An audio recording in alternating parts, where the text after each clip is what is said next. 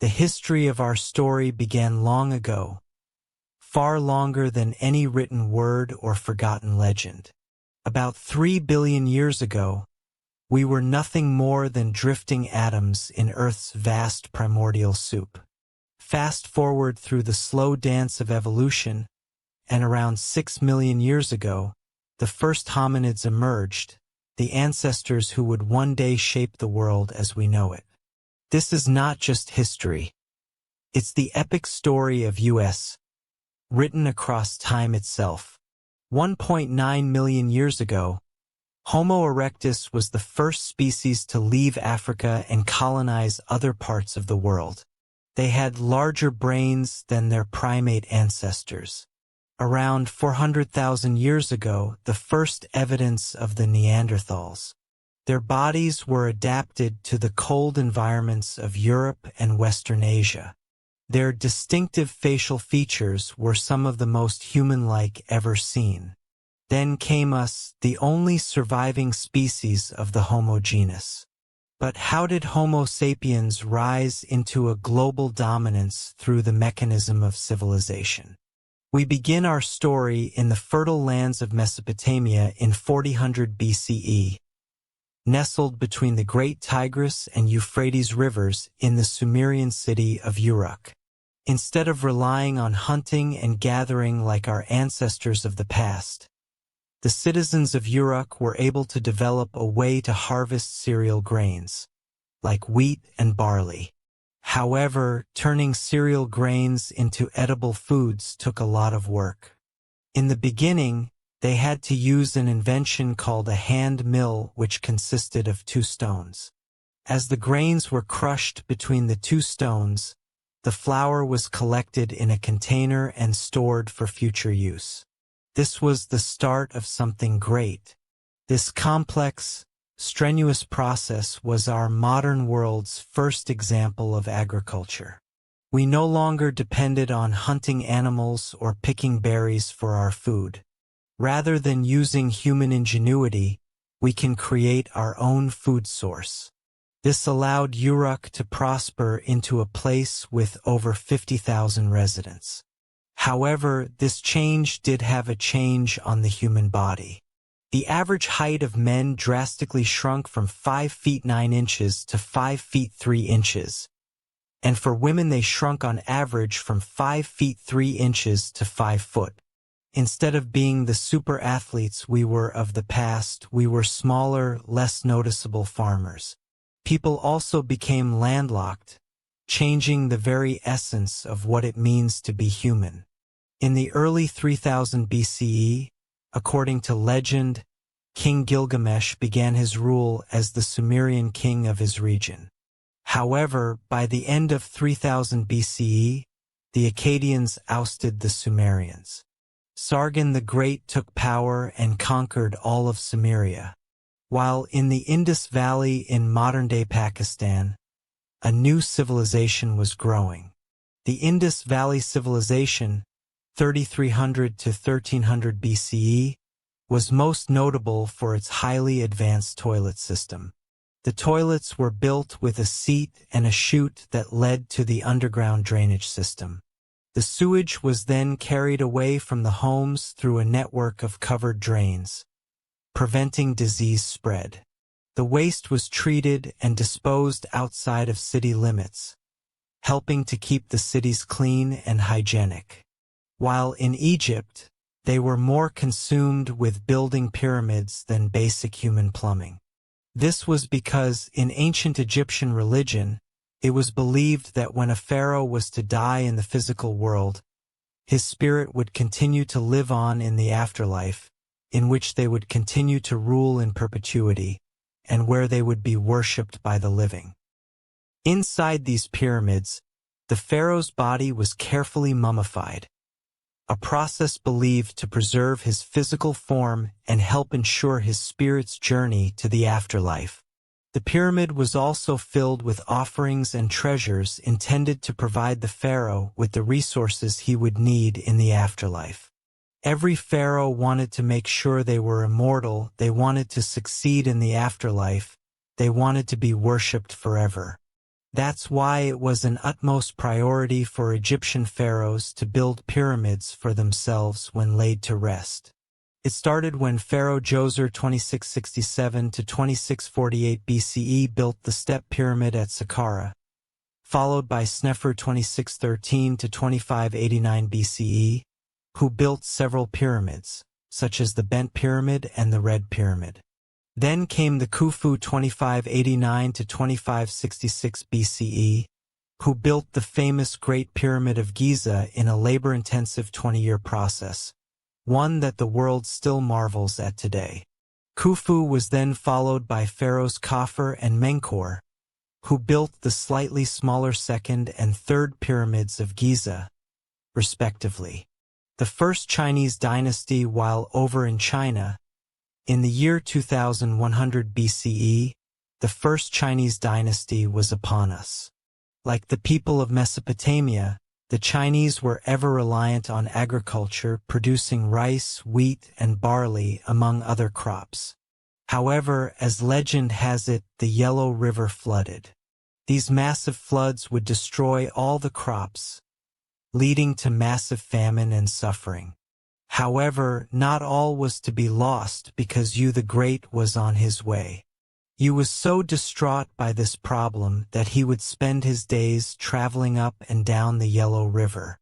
He found ways to divert the rivers by building levees and dikes so that he could regulate the waterways. Then, after 13 years of hard work, the floods could no longer wreak havoc on the land. The people were overjoyed, and Yu was hailed as a savior. That was the start of the first Chinese dynasty, the Xia dynasty. Though the accuracy of this tale is questioned by historians, it does establish an important precedent. The idea is that power ought to follow one's merit. An individual who deserves absolute power shall have absolute power. This idea would shape the world for years to come and cause the people of ancient China to follow him to create the first ever Chinese dynasty. While back over in Mesopotamia, around 1772 BCE, a Babylonian king named King Hammurabi created the basis of the legal system as we know it today. Hammurabi ordered the creation of a 7-foot-tall, 2-foot-wide stone slab. Written on it was a system of 282 laws that each citizen of his kingdom was to follow. Such laws included various laws such as Law 1. If a man brings an accusation against another man, charging him with murder but cannot prove it, the accuser shall be put to death. Law 196. If a man destroys the eye of another man, they shall destroy his eye. Law 197 says, if he breaks another man's bone, they shall break it. Law 199. If he destroys the eye of a man's slave or breaks the bone of a man's slave, he shall pay 1/2 his price. However, what King Hammurabi did was create a society based on laws. He laid out strict laws, placing people into certain castes of life and value. Everyone was worth a different amount based on what class they were in society. There was no illusion of equality in ancient Babylon. Instead, it was pretty clear the value of a noble's bone was worth more than a plebeian's, which in turn was worth more than a slave's. An idea we continue to see throughout history.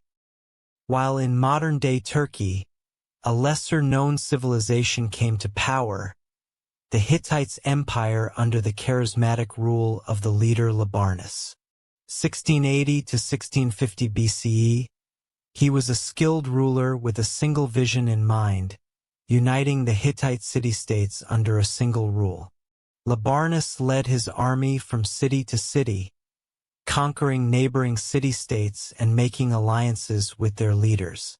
He was a shrewd diplomat, and he used his diplomatic skills to win over the hearts and minds of the people. Eventually, Labarnus became the ruler of all the Hittite city-states and established the empire. He was a just and fair ruler, and was loved by his people. Under his rule, the Hittites prospered, and their territory expanded, leaving them right next to their neighbors in Egypt.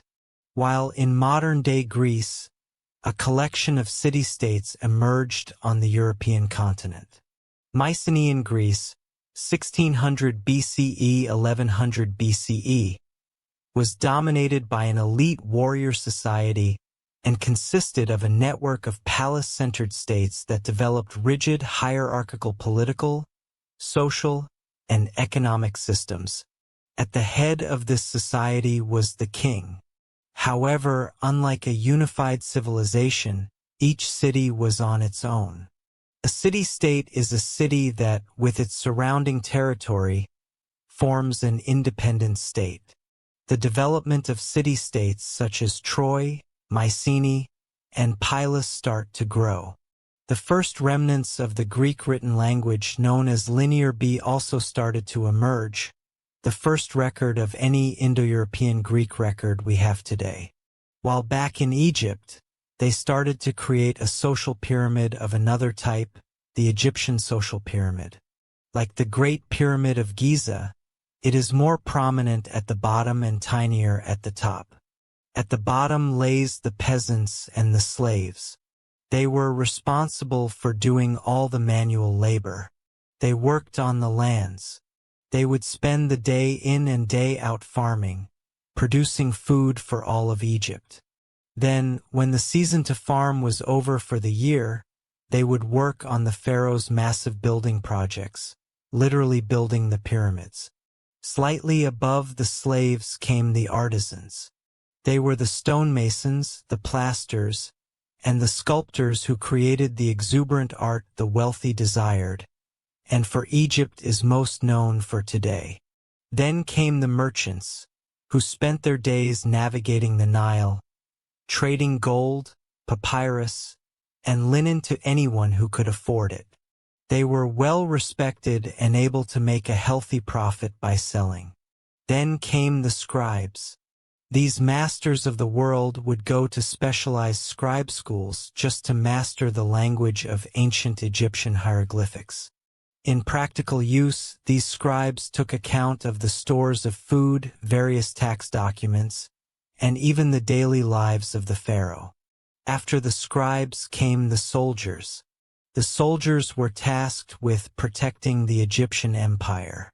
They dedicated their lives to defend or make preemptive strikes against their enemy. Generally, they were well fed. Then, near the top came the bureaucrats. These high-ranking government officials did essential tasks at the top of society, like the viziers, who ran the logistical tasks necessary to run a civilization. The priests oversaw taking care of the temples to ensure the gods were well cared for. The nobles oversaw specific regions of the empire and kept order in said regions. At the top, the purpose of everyone below was the pharaoh, the king and the mediator between the gods and the world of men. The pharaohs will be known to be supreme and all must succumb to it. When the pharaoh dies, he will be buried in a pyramid in which he will help eternally rule over the Egyptian empire. Egyptian society was created to serve the pharaoh. Taxes were taken from the farmers for the pharaoh, and artisans made unique crafts for it. The merchants ensured the pharaoh was well supplied with the needed goods. The scribes would follow the pharaoh and record his thoughts. The soldiers made sure his empire was protected. The bureaucrats did the jobs the pharaoh couldn't do, while the pharaoh sat at the top and communicated with the gods. Pharaoh Ramses II, 1279 to 1213 BCE, accomplished many extraordinary things by living in this social system. He orchestrated the construction of the Temple of Abu Simbel, the Ramesseum, and the Temple of Karnak. He was also able to grow the Egyptian empire and reconquer lands lost by other pharaohs, except for the land claimed by the Hittite Empire. The Hittite king of the time, Metwali II, (1295 to 1272 BCE), was notorious for ordering his troops to attack his Egyptian neighbors. Following the example of Labarnus, Metwali wanted to unify the world under Hittite rule. However, Ramses had enough. Other pharaohs in the past have tried to stop the Hittites, but he knew if his empire was to ever succeed, he needed to attack back. His target is the city of Kadesh. Ramses rode in on his chariot with 4 divisions of 20,000 men ready to dominate and kill Metwali. However, the Hittites already knew of the incoming Egyptian invasion through espionage. They fortified their city with 40,000 of his own men. A war was about to commence. Ramses decided to split up his divisions to force Metwali out, but yet Metwali never did. A gruesome mistake. Splitting up his forces left him exposed, unable to get an advantage, allowing Metwali and the people of Kadesh a chance for victory. Historians believe that all they did was come out from the fortification of Kadesh and trap Ramses II's forces in his army by the river. But yet, for some unknown reason, they never did, leaving the Battle of Kadesh to end in a draw. After the battle, though, both sides decided it would be best to stop attacking each other, that they should live in peace and unity in this world. Then, after the death of Metwali, the new king, Harusalai III, took the throne of the Hittite Empire. Through the means of messengers, in the year 1258 BCE, both Ramses and Harusalai signed the first peace treaty to ever exist. Reading in part, Ramses the Great King, the king of the country of Egypt, shall never attack the country of Hutti to take possession of a part of this country. And Harusalai, the great king of the country of Hutti, shall never attack the country of Egypt to take possession of a part of that country. Then a period of friendship occurred between these two once warring nations. The Hittites were skilled in metalwork and taught the Egyptians to make superior weapons and tools. At the same time, the Egyptians, master of agriculture, shared their knowledge with the Hittites, trade for the benefit of both civilizations. Both civilizations prospered because of this. Peace can lead to prosperity. The agreement was kept in place until around 1200 BCE, because that's when the Hittite Empire fell, because of the constant attacks they faced from the Sea People, leaving the Hittite Empire to be lost in the state of history. While on a continent far away, the first civilization in the Americas was taking foot in. Modern-day Mexico. The Olmec civilization, 1200 BCE to 400 BCE, is often considered the mother civilization of Native American civilizations. However, sadly though, not much is known about them, mainly due to their writing in a hieroglyph historians still can't decipher. One of the few remains we have are the 17 colossal stone heads. In Mesoamerican culture, there is this belief that the head alone could contain an individual's emotion, experience, and soul. We may not know their leaders' names like of other civilizations, like Ramses and Hammurabi. When looking through the eyes of a stone head, we can still feel their presence. And in some ways they remain immortal, enshrined in history, for one day we may learn who they are. While in the East, the Zhou dynasty 1046 to 256 BCE in China was taking its stride. The Zhou dynasty gained power because of the failures of the less critical Shang dynasty. They believed in the idea of a mandate from heaven. This resulted in 4 principles in the Chinese dynastical structure that would be repeated repeatedly. 1. Heaven grants the emperor the right to rule. 2. Since there is only one heaven, there can only be one emperor at any given time. 3. The emperor's virtue determines his right to rule, and for no one dynasty has a permanent right to rule.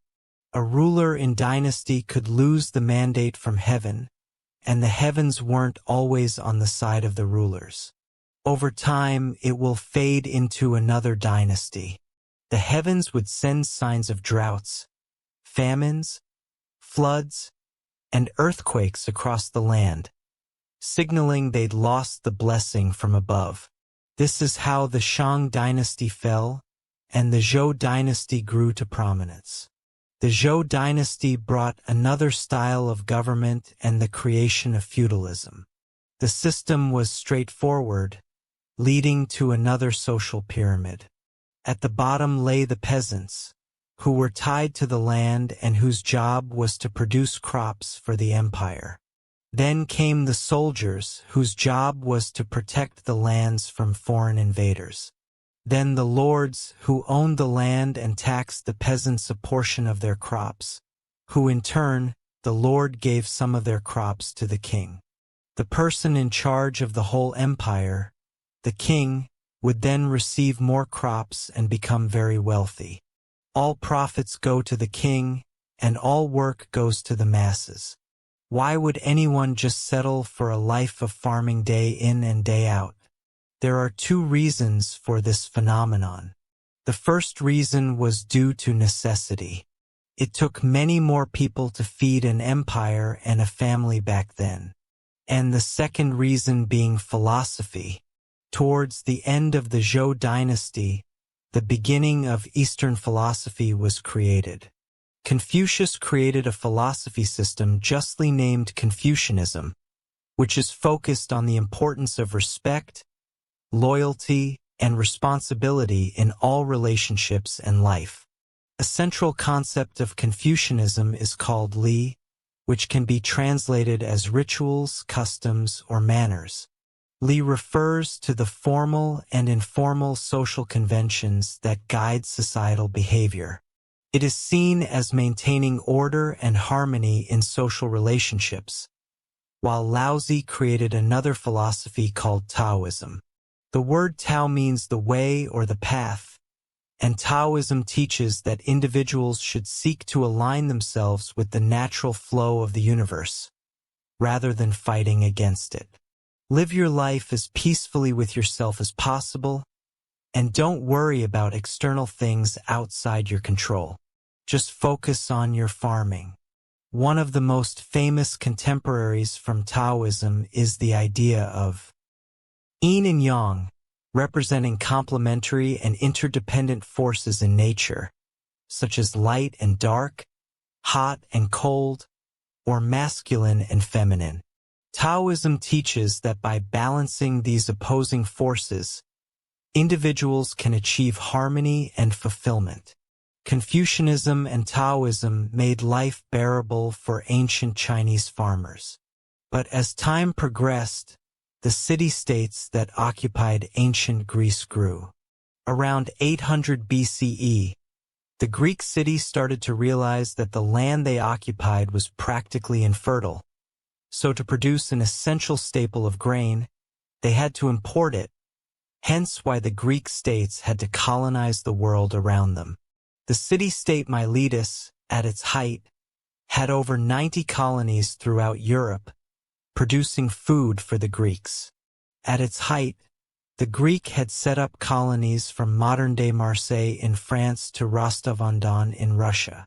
One of these new emerging city-states was Rome.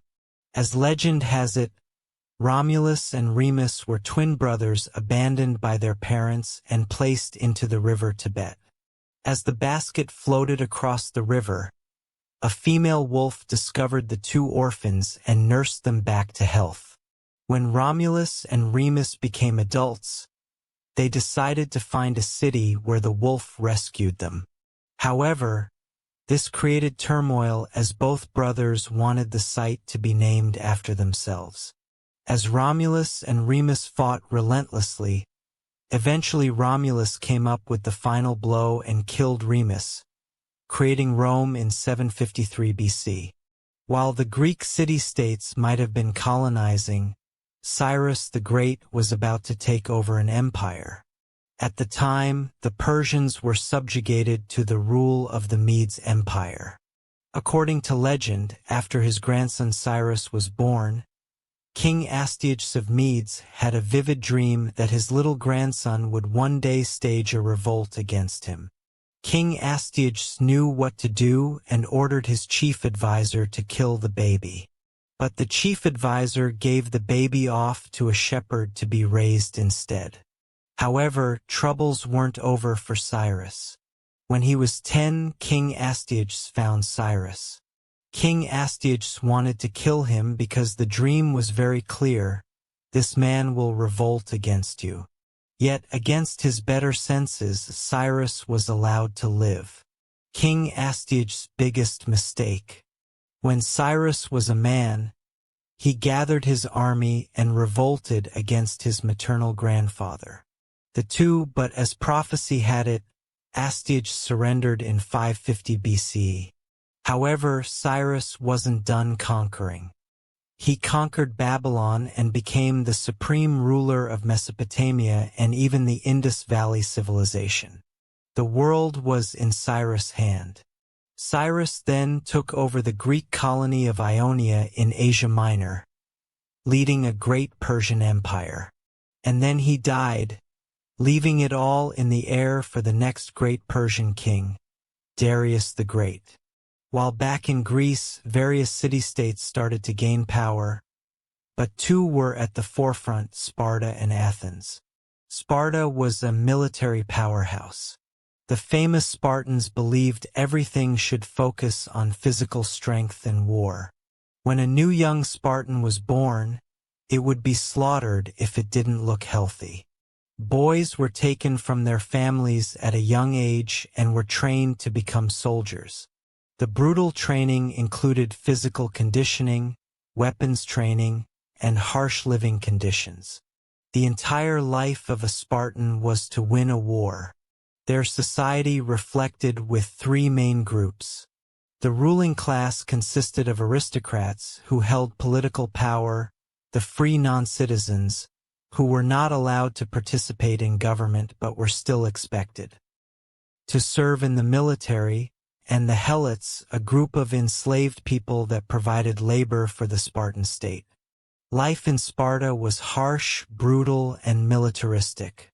While their neighbors up north were experimenting with this idea of democracy, Athenian democracy was a highly complicated mess.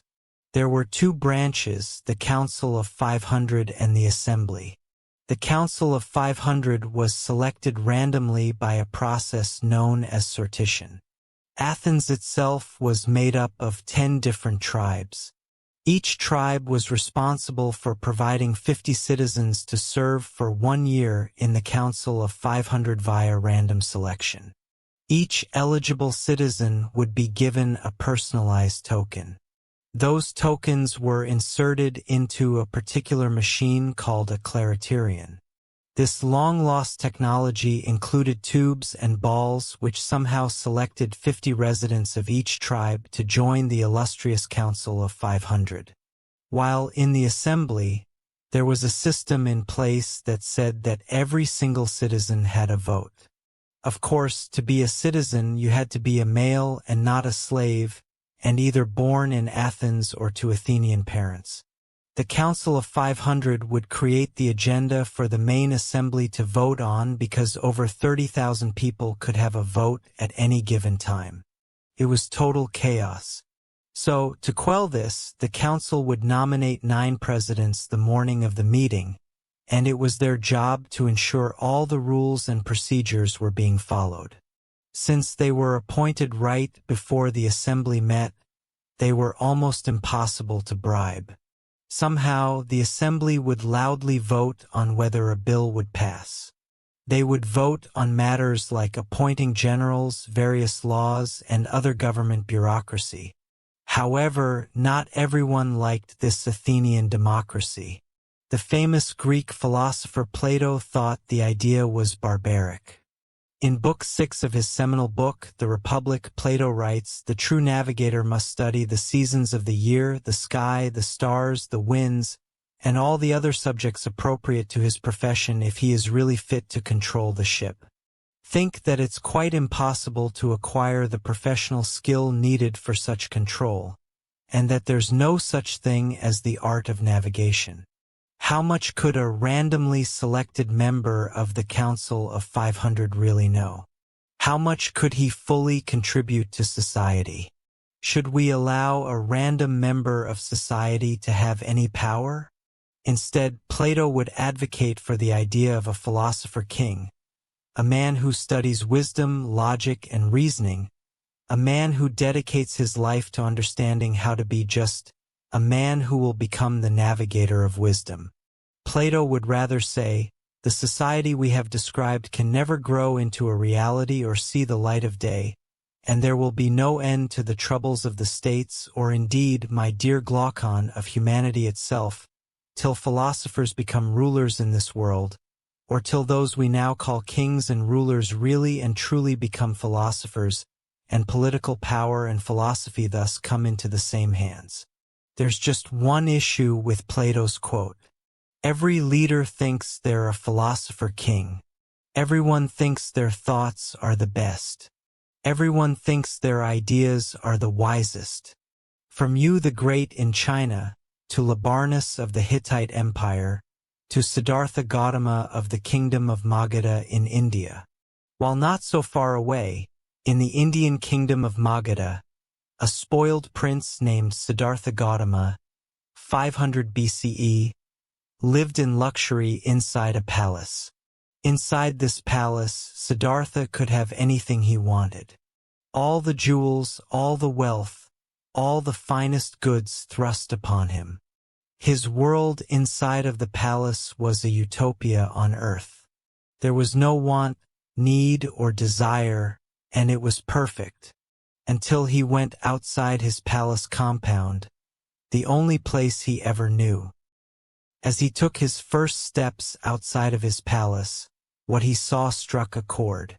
He saw an old man dying right on the street in front.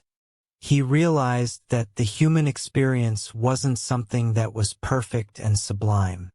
Instead, it was death.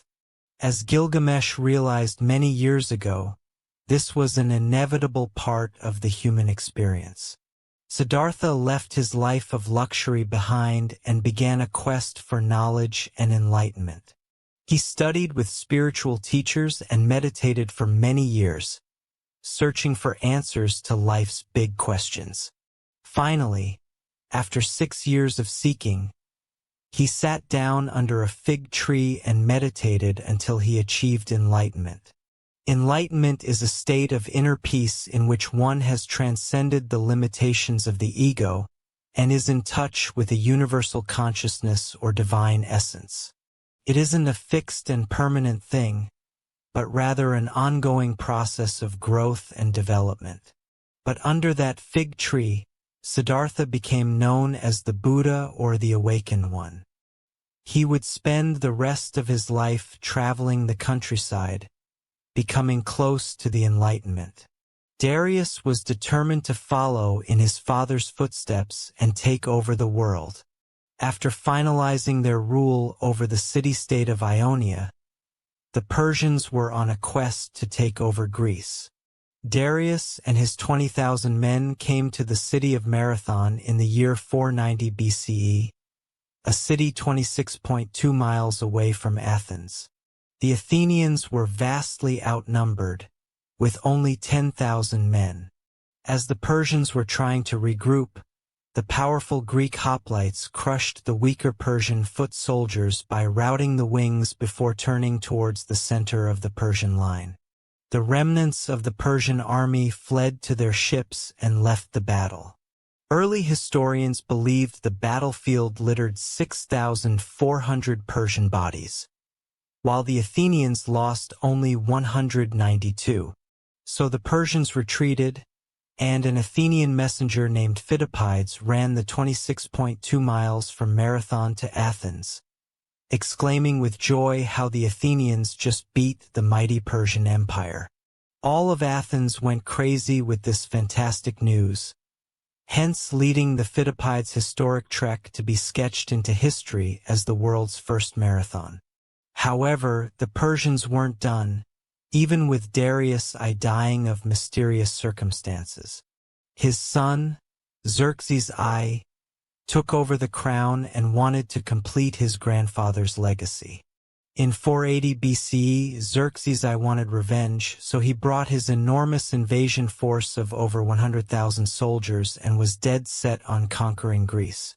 Then, at a narrow pass at Thermopylae, the Spartan king Leonidas had his force of 7,000 Spartans maintain the defense. Leonidas knew of his disadvantage and developed a bold and daring plan to defeat the Persians. Rather than waiting for the Persians to attack, Leonidas ordered his soldiers to make a surprise attack on the Persian camp, catching the Persians off guard and disrupting their formation. Despite their success, the Greek army was ultimately overwhelmed by the Persians, who attacked from all sides and eventually broke through the Greek defenses. Leonidas and his soldiers fought with courage and determination. Still, they were ultimately defeated. Then came the Battle of Salamis, where the Greeks could change the tilt of the war in a naval battle between the 500 Persian trireme and 300 Greek trireme. It didn't look good for the Greeks. Still, the great Athenian general Themistocles employed his plan to move the Persian fleet into the narrow straits of Salamis and hit the enemy fleet so hard that it had nowhere to retreat. After a massive sea battle, Themistocles won Greece the victory and changed the face of the war. The Persians still had their goal: conquer the Greek city-states. Xerxes had returned to Persia, leaving Persian general Mardonius in charge of the Persian force for most of the significant battle yet. After diplomatic talks ceased, Persia knew they had to attack. As the Persians sent their troops to Plataea, the Greeks knew they had to work together. With 30 various Greek city-states working together, they were able to field a massive 110,000 hoplite army with the primary purpose of defeating Persia. Though that was nothing compared to the estimated 150,000-man army of Persia. The battle was fierce and intense, with both sides fighting with ferocity and determination. The Greek hoplites continued to be effective against the Persian cavalry and archers. The Greeks also strategically used the terrain, fighting on a slope that helped offset the Persian numerical advantage. In the end, the Greeks defeated the Persian forces and secured a decisive victory. The Persians suffered heavy losses, and Mardonius was killed in the fighting. The Battle of Plataea marked the end of the Greco-Persian Wars and the Persian threat to Greece. After the Persian War, life in ancient Greece was spectacular. A golden age of culture was upon us. With no longer having to face the threat of war, Athens was able to create architectural wonders, such as the Parthenon. The Parthenon sits upon the Athenian Acropolis, a prominent hill overlooking the city of Athens, to show its wealth and culture. No matter where you'll go in Athens, you can still see the great Parthenon even today. Then came the theater. Around this time, the state would sponsor the most significant poets to create stories in the Athenian festival, called the City Dionysia, a festival designed to worship the Greek god of theater and fertility, Dionysus, creating playwrights such as Sophocles, Aeschylus, and Aristophanes. States were hungry for power. Athens was recruiting city-states into their Delian alliance, while Sparta was recruiting city-states into their Peloponnesian alliance. Both Sparta and Athens felt like they should control the city of Korkia, hence why in 434 BCE, war was upon the Greek peninsula, resulting in naval battles such as the Battle of Syblos and the Battle of Pylos. By 421 BCE, a short peace was negotiated. However, this peace would not last, and Athens had their eyes on Sicily. Initially, the expedition was going well. The Athenians established alliances with several Sicilian cities and won several minor skirmishes against the Sicilian forces. But soon Alcibiades, one of the greatest naval generals in history, was recalled to Athens to face charges of sacrilege. The Athenian fleet was left without his leadership. In his absence, the expedition began to unravel. The Athenians could not take the city of Syracuse, which had fortified its defenses and was well prepared for a siege. The Sicilians were aided by reinforcements from Sparta, which saw an opportunity to strike a crippling blow against its arch-rival Athens. The Athenians suffered from a lack of supplies and were plagued by disease. At the same time, the Syracusans launched a series of surprise attacks and ambushes. Finally, after months of grueling fighting, the Athenian fleet was destroyed in a decisive battle. Thousands of Athenians were killed and many more were captured and enslaved. A decade after that, Athens fell to the Spartans. The age of legendary Greece was now over. Both Athens and Sparta were significantly weaker, never to regain the same power they once had, leaving the world ready for a philosopher king to conquer it all. Then, in the east, the mandate of heaven was up. The Zhou dynasty, after a long 800-year rule, it was deemed by the heavens that their empire was up, which led to a period known as the Warring States, 474 to 221 BCE. This resulted in Hominids, who created a new philosophy called legalism. Followers of legalism believed that people were inherently selfish and would only act in their own self-interest, and that the only way to keep them in line was through a system of rewards and punishments that was clear and consistently enforced. This resulted in these claiming that the best way to achieve social order was by establishing a powerful ruler responsible for enforcing the law and punishing wrongdoers. He also believed the ruler should have complete control over the military, the economy, and society. While in the heart of the Oaxaca region of Mexico, the Zapotec civilization started to flourish.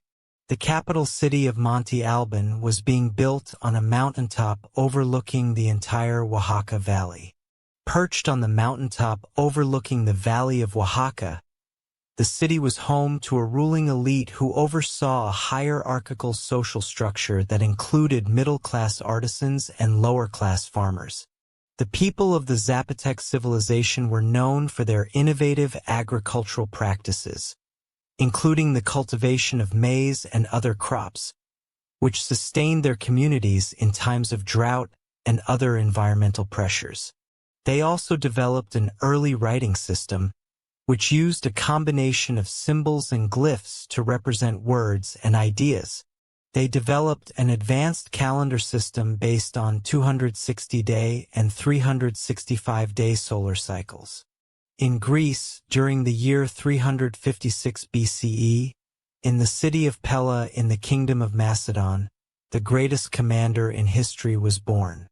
Alexander the Great grew up knowing he would be a leader, and was the son of King Philip II and Queen Olympia, but the teacher was much more impressive. Since he was a kid, Alexander was tutored by Aristotle. Aristotle is the man who is known as the father of logic. He created the fields of biology and taxonomy by introducing a way to think called the scientific method, a method that is still taught in schools to this day. He also wrote extensively about philosophy, ethics, and art, changing the face of the world as we know it today. This is the man who was in charge of teaching Alexander the Great. Alexander was 20 when his father was assassinated, but his excellent education allowed him to take over the rest of the world. After his father died in 336 BCE, Alexander was hell-bent on keeping his family's power. So, When the Greek city of Thebes decided to revolt, Alexander and his army marched 240 miles in 14 days. When Thebes refused to surrender, he razed the entire city to the ground, and 6,000 were killed, and the rest were sold into slavery.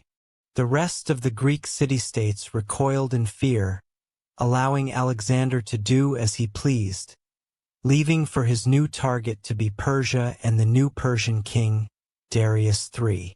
In 333 BCE, Alexander faced the Persian army at the Battle of Issus. This significant engagement saw the Persian king Darius III defeated and forced to flee. Alexander then captured several key cities, including the vital port of Tyre, which had resisted his initial siege. In 331 BCE, Alexander faced Darius III again at the Battle of Gaugamela, near the Tigris River in modern-day Iraq. Despite being outnumbered, Alexander won a decisive victory using superior tactics and mobility. The Persian army was shattered, and Darius III fled once again. Alexander then proceeded to capture the Persian capital of Babylon and took control of much of Mesopotamia. He continued his campaign eastward, winning battles in what is now modern-day Iran and Afghanistan. In 330 BCE, he captured the Persian capital of Persepolis, a city of great wealth and cultural significance. But Alexander wasn't done. He wanted to expand eastward, eventually crossing the Hindu Kush Mountains into India. However, his troops grew tired of the endless fighting and refused to go any further, and Alexander was forced to turn back. However, after Alexander failed in the Indian subcontinent, a powerhouse emerged in India called the Mauryan Empire. At its height, it spanned over much of India, Pakistan, Bangladesh, and Afghanistan. However, this conquering came at much of a cost for its leader Ashoka the Great. In 261 BCE, after the death of his parents, Ashoka decided that his empire needed to expand. In his sights, the kingdom of Kalinga. The war was bloody, the war was fierce. Over 100,000 people died. Ashoka couldn't sleep with himself. He didn't know how to deal with his actions that resulted in so much death, so he turned to the teaching of the Buddha. Under Ashoka's rule, the Mauryan Empire became known for supporting Buddhist teachings and promoting nonviolence. Ashoka issued a series of edicts inscribed on rocks and pillars throughout the empire that promoted principles such as kindness, respect for all religions, and the abolition of slavery. Certain traits were not shared in the West by Alexander. In the West, it was deemed honorable to die in combat, and a hero's death would be remembered forever. A farmer will die in anonymity. Alexander died a few years later in Babylon at the age of 32.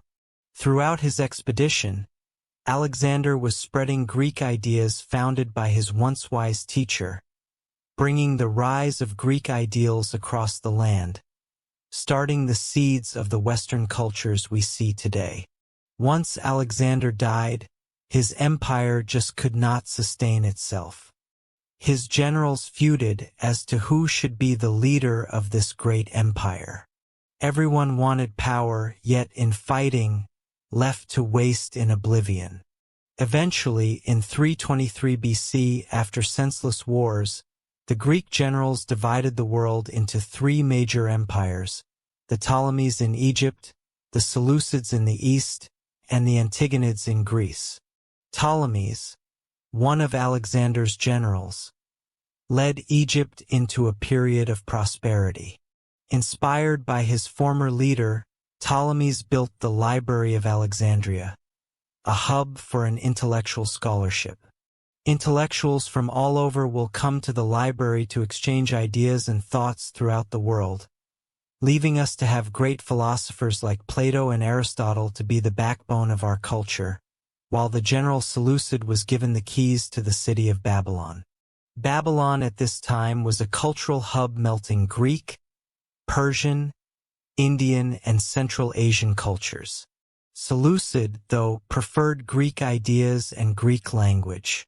The Seleucid Empire was at its height during the reign of King Antiochus III, 223 BC to 187 BC.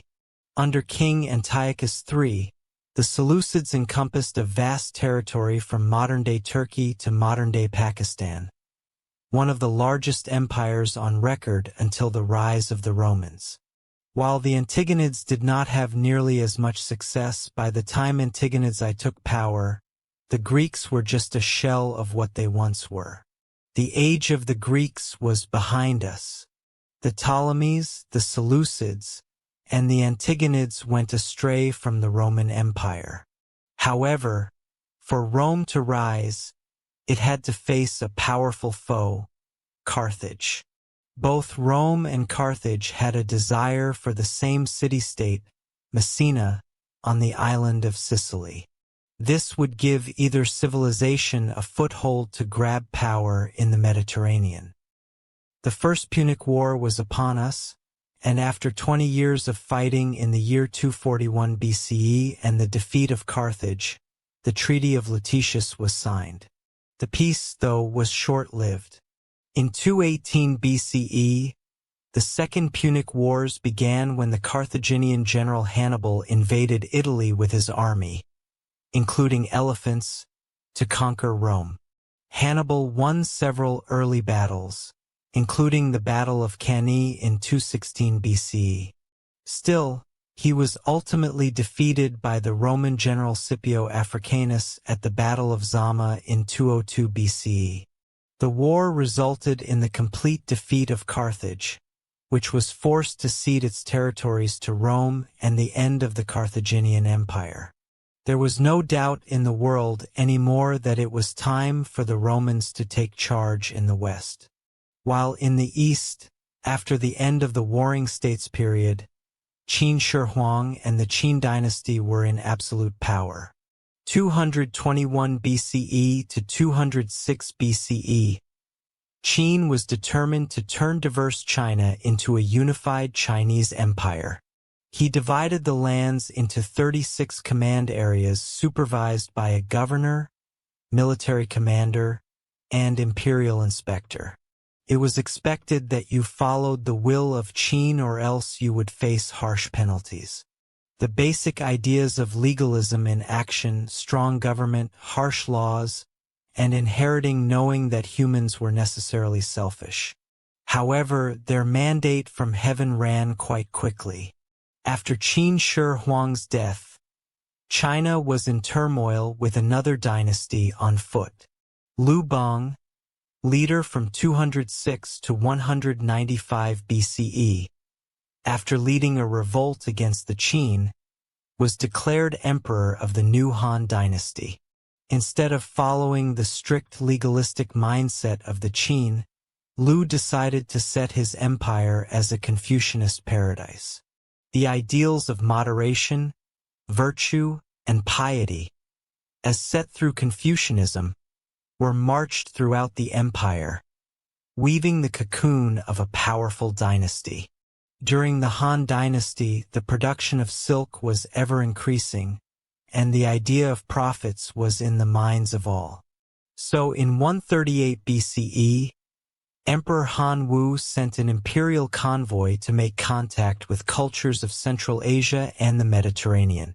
Then, after the routes were established, Chinese merchants and traders would bring their silk across the Silk Road to the Middle East, and eventually Europe, where it would be sold at high profits, though in the beginning the route was relatively short. Because in 97 BC, Ambassador Kang was sent to Rome with gifts of silk for their empire. However, Khan only got as far as Mesopotamia because he was told by the Parthians, the dominant empire in Iran at the time, that the journey would take years. Little did Khan know that he was misinformed, that the journey would have been relatively shorter, but the Parthians wanted to keep their spot as the middlemen. They did not want China and Rome to have contact with one another, creating a system of three empires smushed right up against each other: Rome in the west, Parthians in the center, and China in the east. Then, in 86 BCE, Greece, already being weakened by the conquest of Alexander the Great, was now the target of the Roman Empire. General Lucius Cornelius Sulla led an army of legions to the forefront of Athens. He besieged Athens for several months, brutally torturing the citizens within. Eventually, when Athens fell, he ordered his soldiers to loot and pillage the city, destroying many important cultural treasures. This takeover cemented Rome as a superpower. Athens no longer had the power, but rather it was in Rome. While in 63 BCE, General Pompey was tasked with capturing Jerusalem and the region of Galilee, the Romans quickly captured the cities, forcing Galilee to be placed under Roman rule, including a small village called Nazareth. The Romans' desire to expand didn't end in Galilee, though. In 58 BCE, Julius Caesar was appointed governor of the Roman Province of Sicilian Gaul, northern Italy, with the express assignment of conquering the rest of the Gauls. At the time, the Gauls were a group of Celtic peoples who lived in that area that is now France, Belgium, and parts of Switzerland, Germany, and Italy. However, it was Caesar's job to take over these Celtic tribes, while the Gauls, who were insistent on their independence, all had to work together under the leadership of Vercingetorix in a last-ditch attempt to stop the Romans. As Caesar brought his troops to Alesia in 52 BCE, war was upon us. Alesia was surrounded by a double wall and a ditch, with additional fortifications on the town's hills. Vercingetorix had gathered a large force of Gallic warriors inside the town. In contrast, Caesar had assembled a sizable Roman army outside the walls. Caesar realized that a direct assault on the town would be complex, so he surrounded the Gallic forces and starved them into submission. He ordered the construction of a series of fortifications around Alesia, including a circumvallation wall that encircled the town, and a second wall and ditch that faced outward to defend against any attempts to break out. Over several weeks, Caesar's forces engaged in a grueling siege of Alesia, with both sides suffering heavy losses. The Gallic warriors inside the town made several attempts to break out, but they were repelled by the Roman forces.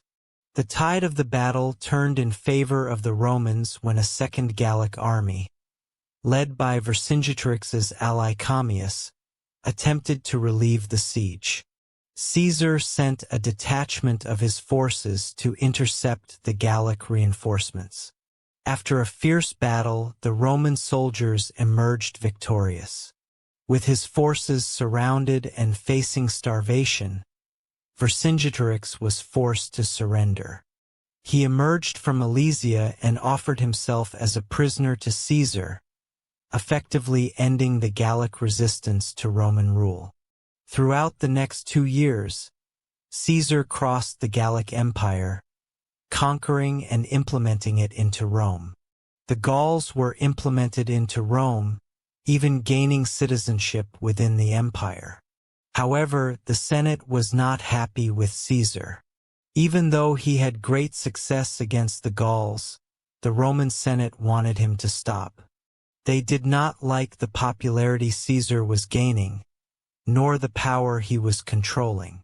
So the Roman Senate called upon Caesar to resign his command and disband his army, or risk being declared an enemy of the state. This led Caesar to an essential choice to make. Will he either follow the will of the Roman Senate or ignore them and start a bloody civil war? Roman law at the time prohibited any general from crossing the Rubicon River and entering mainland Italy with a standing army without the expressed permission of the Roman Senate. To do so would be treason, and this tiny stream would reveal Caesar's intentions and mark the point of no return. Civil war was imminent as Caesar and his army marched over the Rubicon. Battles in Corfinium and Pharsalus showed the Senate that Caesar was a worthy foe. So the Roman Senate appointed his son-in-law, Gnaeus Pompey, to lead the Roman forces against his father-in-law. Both parties knew the importance of Spain, due to it providing a link between Italy and the rest of Europe. The two armies clashed near the town of Lida in northeastern Spain. Caesar's army was significantly outnumbered, but he could use his superior military tactics and training to gain the upper hand in the battle. After several days of intense fighting, Caesar emerged victorious, forcing Pompey's forces to retreat, declaring Caesar as the new leader of Rome. When Caesar made it back to Rome, the crowds were chanting, "Hail Caesar! Hail Caesar!" The people then decided that he would be the dictator of Rome for life. Caesar immediately set to work, implementing a series of reforms and policies aimed at improving ordinary Romans' lives and strengthening the central government's power. He ordered the construction of new infrastructure, such as roads, bridges, and aqueducts, which helped to connect different parts of the city and improve trade and commerce. Caesar also enacted a series of political and social reforms, including granting citizenship to many people living in the Roman Empire and creating new laws and customs that were based on Roman practices. He encouraged the spread of the Latin language and culture throughout the city and established the Julian calendar, which is the basis of the calendar we use today. However, Caesar's reign was short-lived, because 2 years later, in 44 BC, he was stabbed to death by two loyal senators, Cassius and Brutus. The assassination of Caesar led the Roman world into disarray. The world was filled with factions, vying for government control without a strong leader. Octavian, Caesar's son, who was 18 then, came to Rome to claim his inheritance and assert his place in the political landscape. He quickly aligned himself with Caesar's loyal lieutenant, Mark Antony. Together they defeated Caesar's assassins at the Battle of Philippi in 42 BCE. However, tension soon arose between Octavian and Antony as both men vied for control of the Roman Empire. In 31 BCE, their forces clashed in the naval battle of Actium, which resulted in Octavian emerging as the clear victor. Antony fled to Egypt with his lover, Cleopatra, and the two committed suicide the following year. With Antony's defeat, Octavian emerged as the undisputed ruler of Rome. In 27 BCE, he was appointed Augustus and became the first Roman emperor. During Augustus' reign, a man who had changed the world was born in the Roman-occupied city of Bethlehem, Jesus Christ. The Gospel of Luke says, "In those days a decree went out from Caesar Augustus that all the world should be registered." This was the first registration when Quirinius was governor of Syria, and all went to be registered, each to his own town. Luke 2:1-3. This census was an essential factor in Roman society because it established the population counts in these various communities, making it possible to tax these various citizens. So the highly pregnant Mary and her betrothed husband Joseph had to travel 90 miles on foot from Nazareth to Bethlehem to complete this legally required Roman census. When they arrived in Bethlehem, many other descendants of the King of David, or members of the Jewish faith, were also going to Bethlehem for the census. They found out that there was no room for them in the inn, so they were forced to take shelter in a stable where Mary gave birth to Jesus. Jesus was later named King of the Jews. After Jesus' birthday and the completion of the Nazareth census, the Jews began to worship Jesus as their Messiah. They claimed that he can catch an endless amount of fish, they claimed that he can cure the blind, and they claimed that he was the Son of God. So these followers, specifically his disciples, started to write down his entire life journey. 4 of his closest disciples, Matthew, Mark, Luke, and John, wrote down the main chunks of the book in these parts called Gospels. Each of these Gospels covered almost all of the same events, the narrative life of Jesus Christ.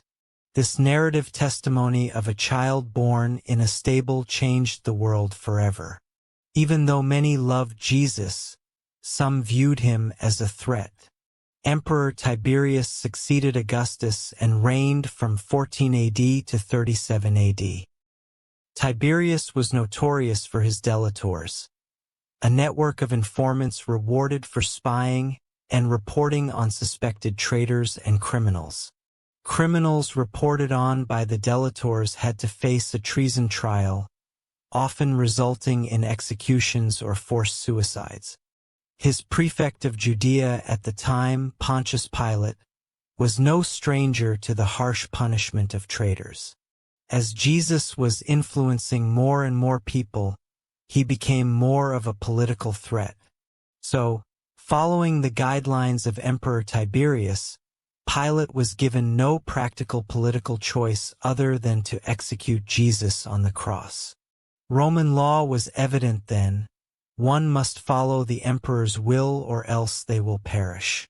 As Jesus was crucified on the cross, a new religion was born, Christianity. In the beginning, Christianity was just a small sect of Judaism. Nevertheless, its growth would be unparalleled. Paul of Taurus would take the word of his chosen Lord across the known world. From Greece to Turkey to Syria, the word of Jesus Christ spread. His missionary tales are now documented in the New Testament as the Book of Acts. The more Paul went to different places, the more followers he gained. On the same token, it created more enemies. The divide between monotheism and polytheism was on the rise. It was beginning to get a lot tougher for Romans to accept a religious population that didn't believe in gods like Mars and Jupiter. So, when the Great Fire of Rome occurred in July of 64 AD, Emperor Nero quickly blamed it on the Christians. The Great Fire was an event that destroyed 2/3 of the city of Rome. So, in order to pay for these massive repairs, Nero instituted heavy tributes across the empire. To meet at least a proportion of the costs, Nero also started to print more Roman currency, creating an inflationary effect for the first time in the empire's history. However, the individuals who lived under Roman rule, which wasn't in Rome proper, were upset by this new policy. So, in the holy city of Jerusalem in 66 AD, a revolt was on. At first, the first Jewish revolt succeeded, and the Jewish forces quickly expelled the unprepared Roman army. Then, the rebels gained some traction in the neighboring villages in Galilee. In response, the Roman Emperor Nero sent the general Vespasian to meet the Jewish forces, an endeavor that pushed most rebels into Jerusalem proper by the time Vespasian was proclaimed emperor in 69 CE. Then, around Passover in 70 AD, Vespasian and his forces sieged the city, depleting it of food and water within the walls of Jerusalem. The Jews started to quarrel within, leaving them more vulnerable to attack. By August, the Romans breached the defenses, killed much of the population, and destroyed many of their holy sites. With the Jews decimated, the strength of polytheism lived long. Then, in 98 to 117 AD, under Emperor Trajan, the Roman Empire was able to expand its greatest territorial extent, spanning all the way from modern-day Britain to the Persian Gulf. Roman rule was everywhere. Well, except for in the Americas, because the Romans didn't even know they existed. In the Americas, we can see the growth of various civilizations across the Andes, located in modern-day Peru and Chile. The Moche civilization was able to build monumental structures, like the Huaca del Sol and Huaca de la Luna, impressive pyramids that were the center of their religions. They also created advanced fertilization techniques that used bird droppings as fertilizer. Their highly centralized government made everyone know their place in society. While a little bit more south, the Nazca civilization is one enthralled in mystery. The people of Nazca created a series of large-scale geoglyphs, consisting of hundreds of individual figures, including geometric shapes, animals, and human-like figures, by removing the dark reddish-brown, iron oxide-coated pebbles covering the surface of the Nazca Desert. These lines are now called Nazca lines, the purpose of which is still unknown to this day and subject to conspiracy theory today. Around 100 AD, the Zapotecs started establishing Monte Alban, their capital. It was one of the first examples of urban planning in the Americas. The city was laid out in a grid pattern, with main roads and smaller side streets leading to plazas and public buildings. The city was also divided into different districts, each with specialized functions, such as residential, administrative, and religious, leaving it to be in use for 1,000 years after that. While back in Rome, after the end of Trajan's reign in 117 AD, a new emperor with a purpose was at hand. Hadrian was a man tasked with the near impossible, keeping the massive Roman Empire under one rule. He first had to deal with a crisis with the newly colonized Roman Britain. Like their predecessors in Judea, the Roman Brits did not like being Roman, so they started to cause unrest, and in the eyes of Hadrian, a real threat of revolution was on his mind. So Hadrian had ordered a massive wall, aptly named Hadrian's Wall, which spanned almost coast to coast, keeping it sunk in the conquered people's minds that the Romans were here, staving off revolution in one region. However, in Galilee, things weren't as peaceful. Simon Bar Kokhba led a rebellion of the Jewish people to free themselves from Roman rule. As you see, Rome was developing a new city called Aelia Capitolina over the ruins of Jerusalem, from the last revolt with temples dedicated to polytheistic gods like Jupiter. By 132, Bar Kokhba took the bottle of Nasi, head of state. Many Jews regarded him as the Messiah who would save the Jewish people and restore their independence. Kokhba's troops would storm Aelia Capitolina, almost knocking out entirely the Roman garrison controlling the city. Hadrian, though, would not have it, so he sent a force of 120,000 men to the lands of Judea to conquer and force the Jewish people into submission. As Cassius Dio says in the History of Rome, 50 of their most important outposts and 985 of their most famous villages were razed. 580,000 men were slain in the various raids and battles, and the number of those that perished by famine, disease, and fire was past finding out. Thus, nearly the whole of Judea was made desolate. History of Rome, 69.14, 1-2. Rome made it clear that it was not to be taken lightly. While in China, the message was quite different. The ideas of Buddhism were spreading, along with the Chinese philosophies of Confucianism and Taoism, and built a dynasty. These three philosophies worked together to make the Han Dynasty stronger and more united in many ways. While in America, the Mayan architects went across northern Petén and designed a series of short, broad temples with wide staircases flanked by enormous stucco masks. These stucco masks were made of plaster and some burned and powdered limestone. The Mayans built these stone armatures into elaborate deity faces to capture the soul of the gods and bring it to the people. A temple like the E7 sub, yes, historians name Mayan temples like military submarines, is a pyramid with 16 stucco masks. Each allows us to go deeper into the souls of these deities of the past. In the Middle East, a new empire was emerging with roots in the past. A man named Ardashir claimed to have royal blood that traced all the way back to Cyrus the Great. Ardashir claimed that he should be the true ruler of the Persian Empire, not those frauds of the Parthians. Ardashir was able to unite the various tribes of Persia. In 224 AD, Ardashir I led his forces against the Parthian king Artabanus V in a significant battle at Hormozgan. The Sasanian forces, known for their cavalry, defeated the Parthians and captured Artabanus V. With this victory, Ardashir I declared himself king and established the Sasanian Empire. Ardashir I quickly established a centralized government and built a new capital at Ctesiphon on the Tigris River.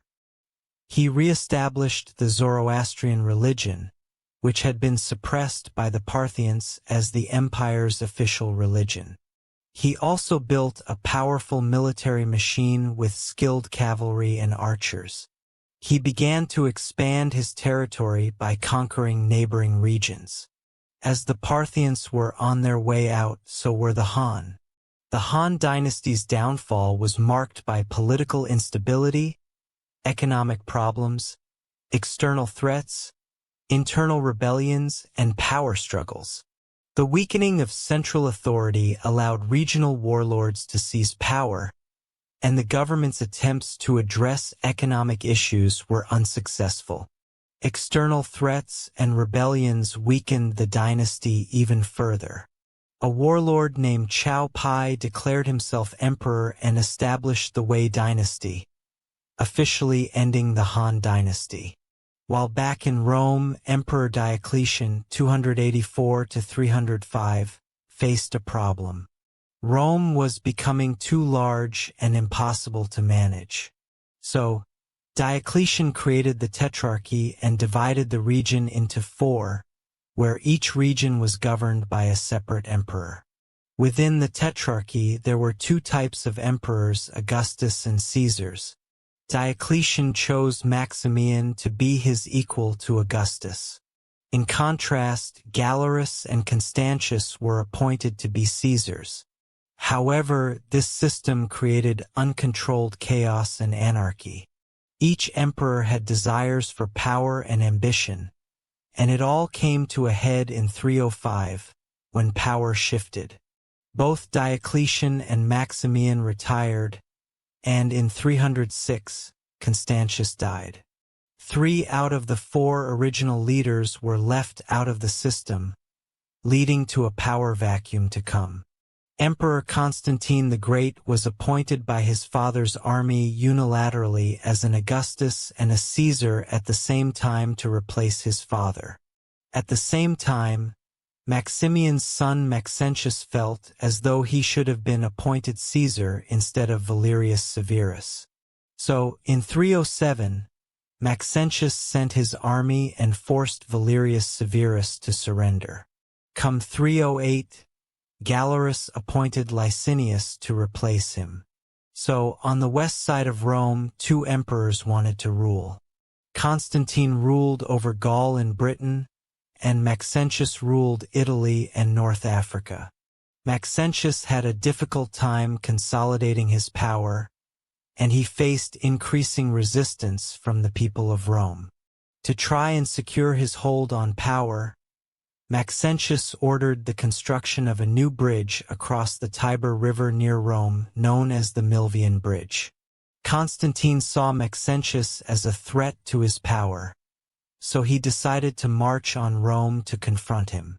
As the 2 armies approached each other near the Milvian Bridge, Constantine had a vision of a cross in the sky, with the words, "In this sign, conquer."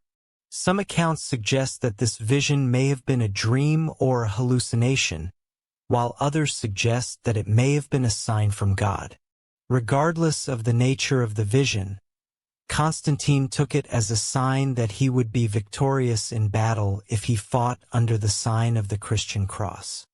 He had his soldiers paint this symbol on their shields and banners, and he went into battle with renewed vigor and confidence.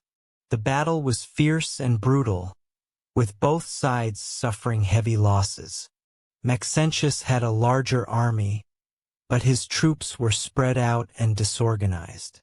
Constantine was able to take advantage of this, and he was able to push Maxentius' forces back towards the Tiber River. In the chaos of the retreat, Maxentius was forced off the Milvian bridge and into the water, where he drowned. Shortly after his victory, Constantine met Licinius at Mediolanum, modern Milan, to confirm several political and dynastic arrangements to produce the Edict of Milan. This edict gave power for Eastern Rome to Licinius and Constantine's sole power of the West. More importantly, though, this document extended religious tolerance for Christians and restored any properties confiscated from them during the persecution. However, the peaceful coexistence of both rulers was short-lived. Though the edict allowed for the safety of Christians, Licinius was still very much a paganist. Their differences started to grow. All came near the city of Chrysopolis in 324 AD, where both armies went and fought. Constantine's military might was on display. He was able to force the Eastern Roman army towards the sea, leaving many to be killed or captured. Constantine was declared the sole leader of Rome, and Licinius was declared dead by hanging. He renamed the Eastern Roman capital from Byzantium to Constantinople to celebrate his victory. Then, in 325 AD, Constantine presided over the First Council of Nicaea. When the 300 bishops established the now famous Nicene Creed, which declared that Jesus Christ was begotten, not made, and of one substance with the Father, Constantine was finally baptized on his deathbed in 337 AD. Come 370 AD, a new player was on the scenes. The Huns were a barbaric nomadic civilization who were masters of warfare. According to legends, they were taught horsemanship as early as the age of 3. Also, they would attack their own with a sword to teach them how to endure pain. These people weren't to be messed lightly with. When they crossed the Volga River in 370 on their horses and lusted for blood, the Alan civilization didn't stand much chance. 2 years later, they attacked the Ostrogoths, an eastern tribe of Germanic Goths who harassed the Roman Empire by frequently attacking their territories. By 376, the Huns had attacked the Visigoths, the western tribe of Goths, and forced them to seek sanctuary within the Roman Empire. As the Huns dominated Goth and Visigoth lands, they earned a new reputation as the new barbarians in town and seemed unstoppable. By 395 AD, they began invading Roman domains, and some Roman Christians believed they were devils who arrived straight from hell. The reason they started invading Rome was because of the death of Theodosius the Great. His shining achievement as emperor was keeping the Goths and the Huns at bay. But on death, he decided to follow the ideas of Diocletian and split the empire up again, splitting up control between his two sons, Arcadius in the east and Honorius in the west, making Theodosius the last leader of a united Rome. With Honorius in charge, the incapable general made Western Rome an easy target to be bullied. The Visigoths, looking for a new place to live, had their eyes set on Rome. So throughout the early 410s, the Visigoths ransacked various Roman cities. Then, on August 24, 410, the Visigoths sacked Rome, taking control of this historic city. It was the first time in nearly 800 years that a foreign army occupied the city of Rome. However, the Visigoths couldn't maintain control of Rome. Instead, They continued to ransack Roman territories until they established their kingdom in 418 in modern-day Spain. While the prospects of existence weren't so much better in eastern Rome, the notorious Attila the Hun was gaining power, and his brutal tactics called him the Scourge of God. After a failed peace attempt in 441, Attila and his army stormed through the Balkans and the Danubian frontier. Another peace treaty was forged in 442, but Attila attacked again in 443, killing, ransacking, and pillaging his way to the well-fortified city of Constantinople. However, due to Constantinople's high walls, Attila couldn't conquer it. Instead, Attila was able to muster another peace agreement. He would leave Constantinople alone in exchange for an annual tribute of 2,100 pounds of gold, a staggering sum. Then, in 451, the Huns invaded the Gauls, allowing the once enemies of the Visigoths and the Romans to wise up and work together to fight the Huns. According to legend, the night before the imminent battle, Attila consulted sacrificed bones and saw that thousands of his army would fall in the fight. The next day, his premonition came true. In the Battle of the Catalonian Plains, after hours of ferocious fighting, tens of thousands of soldiers lay dead, giving Attila his first and only military defeat in history. However, even after the loss, Attila and his army marched on and returned to Italy, continuously ravaging the cities. In 452, with Rome in sight, he met Pope Leo I, who acted as an emissary between Attila and Rome. There's no record of what they discussed. Still, according to legend, the apparitions of St. Paul and St. Peter appeared to Attila. They threatened to kill him if he didn't negotiate with Pope Leo I. Attila decided to pull out of Italy and return to the Great Hungarian Plain, whether because of his fear of the Pope and his saintly allies, or because his troops were stretched too thin and weakened by malaria. However, the struggle for Western Rome wasn't over. In 476 AD, the young Emperor Romulus Augustus had trouble keeping power for himself, as many Romans felt he was illegitimate. So the Eastern Roman Empire sent the Germanic general Odoacer and his mercenaries to suppress a revolt by the Roman army in the region. However, instead of supporting the Eastern Roman Empire, Odoacer saw an opportunity to seize power for himself. He turned against the Roman government and deposed the last Western Roman emperor, Romulus Augustus, effectively marking the end of the Western Roman Empire.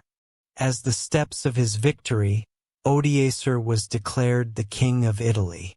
However, Odoacer's victory was short-lived, because in 493, Theodoric the Great of the Ostrogoths, with the support of Eastern Roman Emperor Zeno, came in and created the Ostrogothic Kingdom of Italy, sending Odoacer to meet his fate. While Europe was in the crux of a dark age, India, under the Gupta Empire, was in a mathematical golden age. Great mathematicians like Brahmagupta started using zero as a placeholder and as various solutions for mathematical equations. The astronomer Aryabhata was able to calculate the circumference of the Earth. He proved the world was round long before it was globally accepted. Aryabhata was also able to develop methods for calculating pi and square roots. However, his crowning achievement was creating the concept of an asymptote, which is a line that approaches the curve but never touches it. The Franks under Clovis had been engaged with the Alemanni, another Germanic tribe, and tensions between the two groups were running high. In 496 AD, in the Battle of Talbaic, Clovis led his forces into battle against the Alemanni, with both sides eager to gain the upper hand in the ongoing struggle for power and territory. As the Alemanni began to push the Franks to defeat, in a moment of desperation, Clovis called out to the Christian god for assistance, promising to convert to Christianity if he emerged victorious. According to legend, a sudden thunderstorm appeared, and the Franks could regroup and launch a successful counterattack against the Alemanni. The battle ended in a decisive victory for the Franks, and Clovis kept his promise and converted to Christianity, officially cementing Christianity to the forefront and birthing the Frankish kingdom. While the Western Roman Empire might have fallen, in the East the Roman Empire was changing. Many historians argue that the Eastern Roman Empire, based out of Constantinople, should be considered a part of Rome. However, it is undeniable that under Justinian I would lead the eastern half into its next chapter in life, the Byzantine Empire. Whether it's a continuation of the Roman Empire before is a debate for another Under the leadership of Justinian I, like many Roman emperors before him, he would expand the Byzantine Empire to reach places such as Italy, North Africa, and even Spain. He also commissioned a team of legal scholars to codify all the laws of Roman Empire, known as the Corpus Juris Civilis, which became the basis of the European laws we know today. He also commissioned the world-renowned Hagia Sophia in Constantinople, where this beautiful cathedral, adorned with intricate mosaics and marble decorations, became the head of the Eastern Orthodox Church. However, Jesus wasn't the only prophet at the time. In the small town of Mecca, a nomadic tribe called the Quraysh gave birth to a man who would change the religious world yet again: Muhammad. Muhammad was orphaned at an early age and was raised by his grandfather and later his uncle. As he grew up, he worked as a merchant, which earned him the nickname Al-Amin, meaning the trustworthy. On one of his pilgrimages in 610, Muhammad meditated in a cave on Mount Jebel-i-Nur. The angel Gabriel appeared and relayed the word of God. Recite in the name of your Lord who creates a man from a clot. Recite for your Lord is most generous, became the opening verses of Surah 96 of the Quran. At first, Muhammad was reluctant, not knowing how to disclose this information. However, soon enough, Muhammad began to gather a small following, which was mocked by the pagans of Mecca. However, when Muhammad denounced idol worship, the leader of Mecca knew that he was through. So, through the resistance from Mecca, Muhammad and his followers were eventually forced to emigrate to Medina, a city 260 miles away. There, Muhammad was instrumental in ending various civil wars, creating a prosperous Muslim community. Nevertheless, this prosperity would be challenged by the members of Muhammad's old tribe, the Quraysh, and their allies, who marched up to Medina with a large army to attack the Muslims. Muhammad devised a plan that they could defend the city if they dug a trench around its perimeter, making it near impossible for enemy forces to penetrate. For several weeks, the Quraysh tried to break through the trench, trying and trying yet again. Eventually, strong wind and heavy rain caused the Quraysh forces to abandon the siege, marking the Muslims as victorious. In 630, the Muslim army marched into Mecca, taking the city with minimum casualties. Muhammad gave amnesty to the enemy leaders who once opposed him, converting most of the Meccan population to Islam. At the time of Muhammad's death, the Muslims had successfully united the Arabian Peninsula under the banner of Islam. After Muhammad's death, a series of caliphs or leaders took over the leadership of the Muslim community, beginning with Abu Bakr, a close companion of the Prophet. Under the leadership of the caliphs, the Muslim community continued to expand its territory, conquering new lands and spreading the message of Islam. At first, Abu Bakr had his eyes set on the Byzantine Empire's provinces of Syria, taking over the crucial cities of Damascus and Jerusalem. Then in 636, the Arab forces invaded the Sassanid Empire, taking over their capital city in 637, marking the end of the Sassanid Empire. Onward to Egypt they went, where, after years of fighting, they successfully defeated the Byzantine to take over the city of Alexandria in 642 AD, economically crippling the Byzantines. By 716, the Arab forces had conquered much of North Africa, Carthage, and Spain, so that by 716, the Arabs had an extensive empire from Lisbon to China. After consolidating their hold on the peninsula, the Arabs launched raids into neighboring Francia, modern-day France. In 732 AD, they launched a significant invasion to expand their territory northward. The Arabs' forces, led by Emir Abdul Rahman al-Ghafiqi, quickly conquered several cities in the region, including Bordeaux and Tours. However, Charles Martel, the military leader of the Franks, assembled a large army to meet the Arabs in battle, the battle of Christianity versus Islam. Both empires wanted to keep their own faith. The Arabs wanted to impose their religion onto the Franks. The two forces clashed near Tours on October 10, 732 AD. The battle was fierce and lasted several days, with both sides suffering heavy casualties. In the end, though, Charles Martel and the Franks emerged victorious, and the Arab forces were forced to retreat back to Spain, ending the massive expansion of the Arabic Empire. While in the West, the definition of God was war. In China, during the rule of the Tang, religions like Buddhism, Taoism, and Confucianism all coexisted peacefully. A citizen was able to believe what they wanted to believe, leaving for many temples and pagodas to be built across the empire. Also, during the Tang, the height of Chinese poetry was upon us. Poets like Li Pe and Du Fu created poems that later became the foundations of Chinese literature. Li Pe wrote a poignant poem called Zanzan on the Qingthing Mountain, translated by Sam Hamill. The birds have vanished down the sky. Now the last cloud drains away. We sit together, the mountain and me, until only the mountain remains. Charlemagne, also known as Charles the Great, became the king of the Franks in 768. Charlemagne was a skilled military leader who expanded the Frankish Empire through successful campaigns.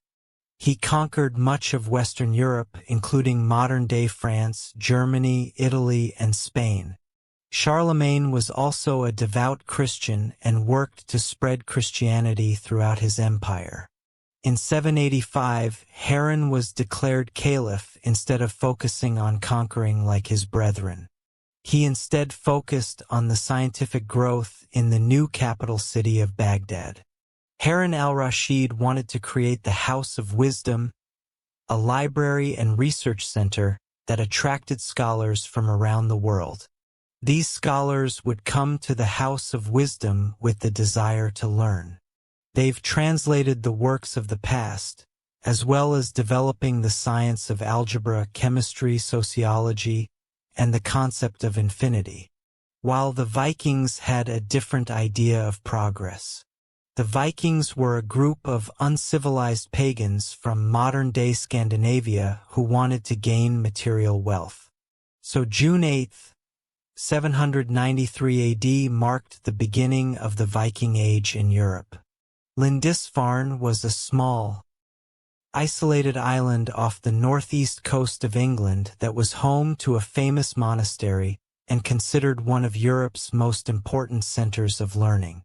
On the day of the raid, a group of Viking warriors, likely from Norway or Denmark, landed on the island and attacked the monastery. The Vikings pillaged the monastery, killing many monks and taking others as slaves. The raid was a brutal and unexpected attack on a place of great religious and cultural significance, and it sent shockwaves throughout Europe. In 799, in Rome, Pope Leo III was attacked by a faction of Rome who believed that the Pope was guilty of tyranny and serious personal misconduct. So Pope Leo III ran away to the Frankish kingdom. After this, Charlemagne and his Frank army provided an escort for the Pope and restored him to the papal office. But yet the power of the papacy was being questioned, with many people wanting it to go away, which caused Charlemagne to go to Rome in late 800 to fight for his pope. For his loyalty, on Christmas Day in the Basilica of St. Peter, Pope Leo III placed a crown on Charlemagne's head, declaring him the new Holy Roman Emperor, creating a new Roman Empire, the Holy Roman Empire, or at least the first rendition of it. Under Charlemagne, the foundations of a genuinely great empire were forming. But once Charlemagne died in 814, the new empire was bludgeoning with problems. His son, Louis the Pious, 788 to 840, inherited an empire filled with problems. Many of his own citizens viewed him as a strong Catholic who was well-intentioned but was incredibly weak and unable to do anything. As the Vikings continued their raids along the Rhine River, attacking Holy Roman Empire cities such as Cologne, Trier, and Mainz, raiding various Catholic monasteries and destroying religious artifacts caused fear and hatred among his. Why would anyone trust a leader if they can't stop barbaric pagans? So, various local leaders started to focus on defending their land rather than relying on the central government for defense, hence beginning the process of independently recreating the Chinese system of feudalism. At this time, people would willingly farm on lands, giving up their freedom to these local leaders to protect them from the Vikings, creating the basis of a new system of feudalism. While the Holy Roman Empire might have been fighting with the Vikings and the Byzantines were fighting with the Arabs, in 820, a group of Arab raiders landed on the island of Crete. Over the next several years, Arab forces gradually gained control of the island, overcoming the resistance of the Byzantine defenders. The conquest was completed in 827 and Crete became part of the Arab Empire. The conquest of Sicily and Sardinia followed a similar pattern. In 827, a large Arab fleet landed on Sicily, and Arab forces quickly gained control of much of the island. They then moved on to Sardinia, which fell to the Arab invaders in 828. In the Holy Roman Empire, once Louis the Pious died in 840 AD, so did the Charlemagne Empire. The infighting between family members grew, leading to the Holy Roman Empire being divided between three family members in the famous Treaty of Verdun. In the West, the formation of the West Frankish Kingdom was given to Charlemagne's grandson, Charles the Bald, in modern-day France. In the East Frankish Kingdom was given to another grandson, Louis the German, which was obviously settled in modern-day Germany. While the Middle Kingdom was given to Charlemagne's eldest son, Lothair, however, being squeezed in between the West and East Frankish kingdoms gave the Middle Kingdom a short lifespan and was practically irrelevant. The Vikings weren't just a problem for mainland Europe, they were pillaging everything in mainland England. So, in 871, the new king of Wessex, Alfred the Great, rose to power with one thing in mind: keeping everyone safe. Alfred built a network of fortifications known as burgs, designed to protect his people from Viking attacks. He also developed new military tactics and strategies and fostered alliances with other Anglo-Saxon kingdoms. Unlike in Great Britain, though, the Vikings were actually invited to Russia. According to Russian legend, the tribes in Russia were tired of dealing with political strife, so they invited the Varangians, a sect of Vikings, to establish order and a government over there. Hence, Rurik came with his two brothers to the city of Novgorod, and using the Vikings' famous force, they were able to establish order in the city, declaring Rurik as their new king, creating the Kievan Rus dynasty. Under the military leadership of Oleg, one of the Rurik kingsmen, the Kievan Rus started establishing Smolensk and Kiev in modern-day Ukraine, creating the forefront of Russia today. While back in England, expanding upon his grandfather Alfred the Great's alliance network, Athelstan was declared King of Essex. Athelstan was able to get all the Anglo-Saxon kingdoms to work together to fend off the Vikings of the British Isles. He was declared to be the first king of England due to his ability to navigate alliances and keep everyone safe, beginning one of the longest monarchies in human history. While the East Frankish kingdom was facing a similar problem, the Pagan Magyars were attacking everyone across the kingdom, leaving the kingdom to live in fear.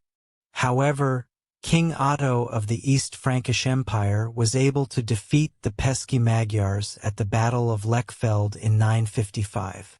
Then, in 961, he could fully conquer all of the kingdoms of Italy, restoring Christendom to all the former pagans.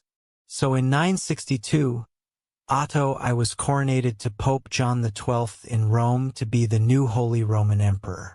In France, though, the West Frankish kingdom was struggling because in 987, King Louis V, a direct descendant of Charlemagne, died at age 20 without leaving an heir to take over their dynasty, leaving the French monarchy in peril. So the French aristocracy had an election between Hugh Capet, a noble with extensive lands in the region of Isle-de-France, and Charles, Duke of Lower Lorraine. With the support of Adalbero, the Archbishop of Reims, Hugh Capet became the first king of France, starting the Capetian dynasty. However, at this time, the typical person in Europe was always living in fear. Every civilization was on the verge of conquering. They've all become land-hungry and were willing to fight for it. So across Europe at this time, every civilization started to entrench their society in the ideas of feudalism, leading to another social pyramid.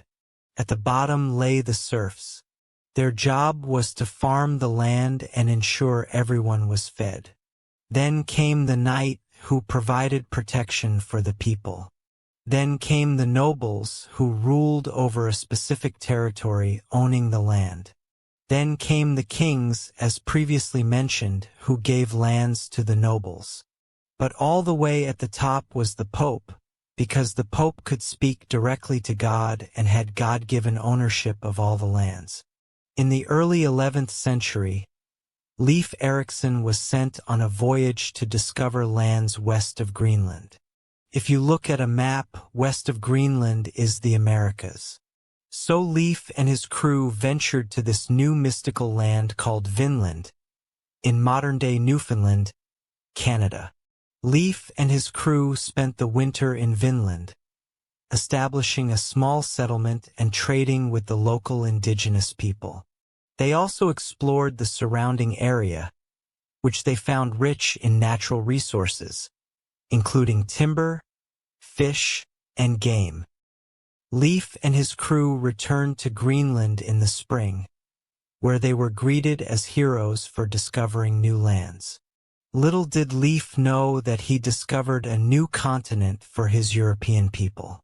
Though significantly less is known about the Americas, some historians believe that at the time, a similar type of expansion happened in the American continent, like in Europe.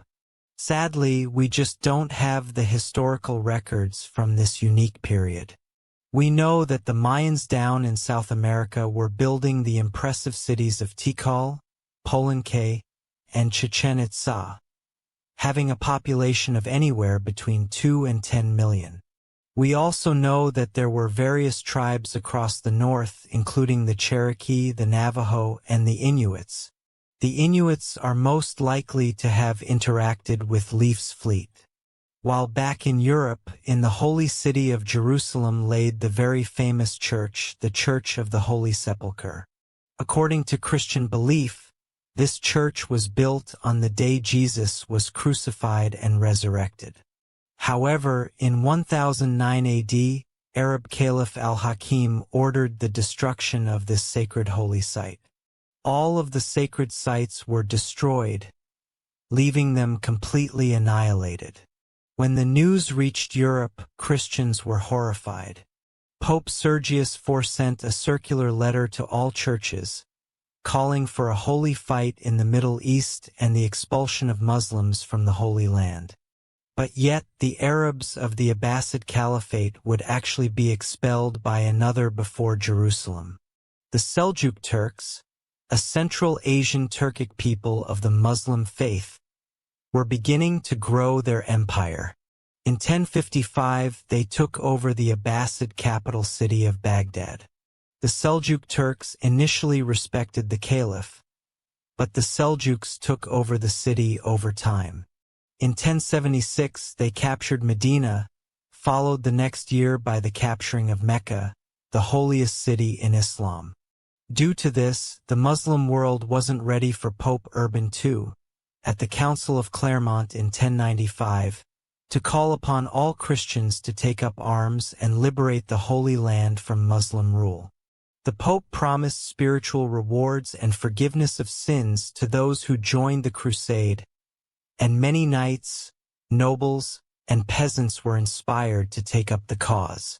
Many European nobles, such as Godfrey of Bouillon, Toulouse, Bohemond of Taranto, and Robert of Flanders, brought their armies from Europe on their journey to Jerusalem. While the Christians were united, the Muslims were divided, and unable to put up a strong defense against the Crusaders. Hence, the Christians took over the county of Edessa in 1098, and finally the holy city of Jerusalem in 1099. However, the crusade wasn't done. In 1144, the Muslim forces led by Turkish ruler Ahmad ad-Din Zengi launched a siege against Edessa. The city was poorly defended, and the Crusaders could not resist the Muslim forces for long. After a siege of several weeks, the city was breached, and the Muslim forces overran the city, killing or enslaving much of the population.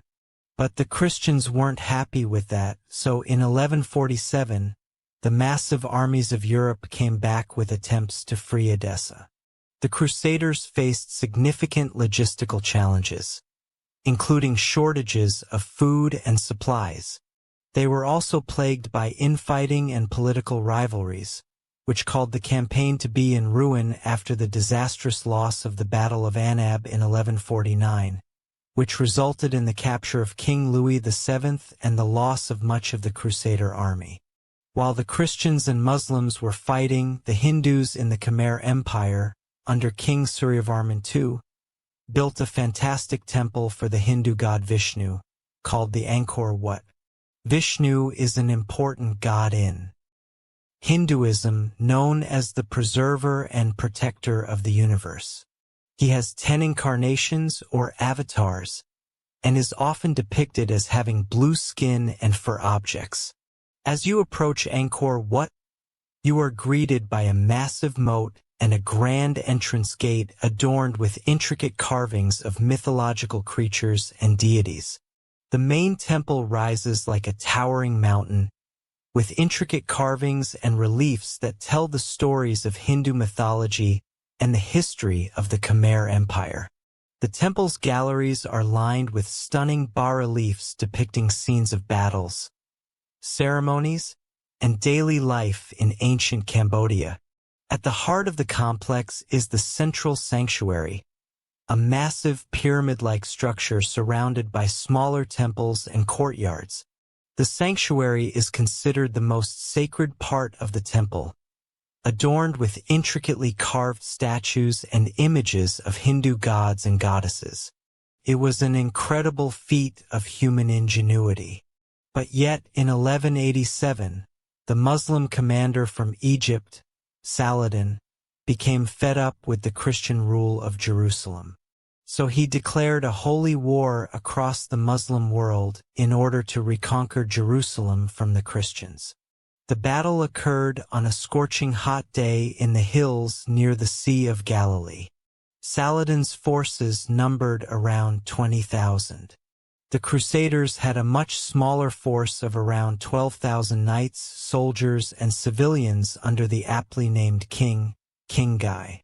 The battle began with skirmishes between the two sides, but soon escalated into a full-scale engagement.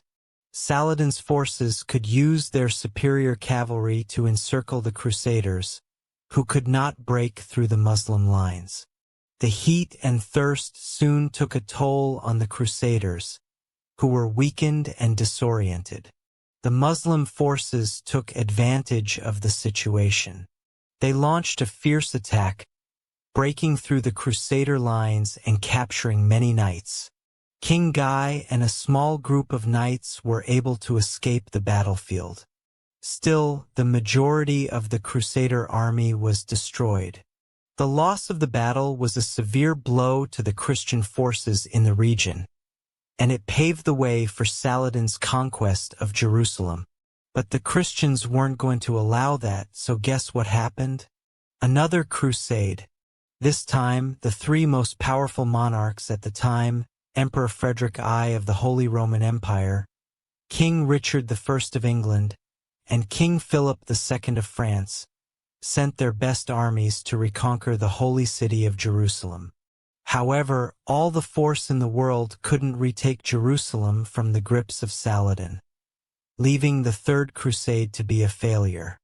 Genghis was born to a mother kidnapped by his father and forced into marriage.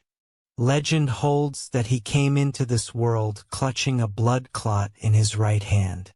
Before he turned 10, his father was poisoned to death by an enemy clan. Genghis clan then deserted him, his mother, and his 6 siblings to avoid having to feed them. However, he soon began to make friends with the other clans throughout the Mongolian mountainside. By 1206, he had united all the various tribes, uniting 1 million people. For the time, Genghis was quite progressive. He made it illegal to sell and kidnap women, banished the idea of enslavement of any Mongol, and even allowed freedom of religion. When it came to war, though, Genghis was as barbaric as the next one. His first campaign was against the Shisha kingdom in 1209. His army of mostly cavalrymen on horses quickly outnumbered and destroyed the kingdom. His next target was the Jin dynasty in China.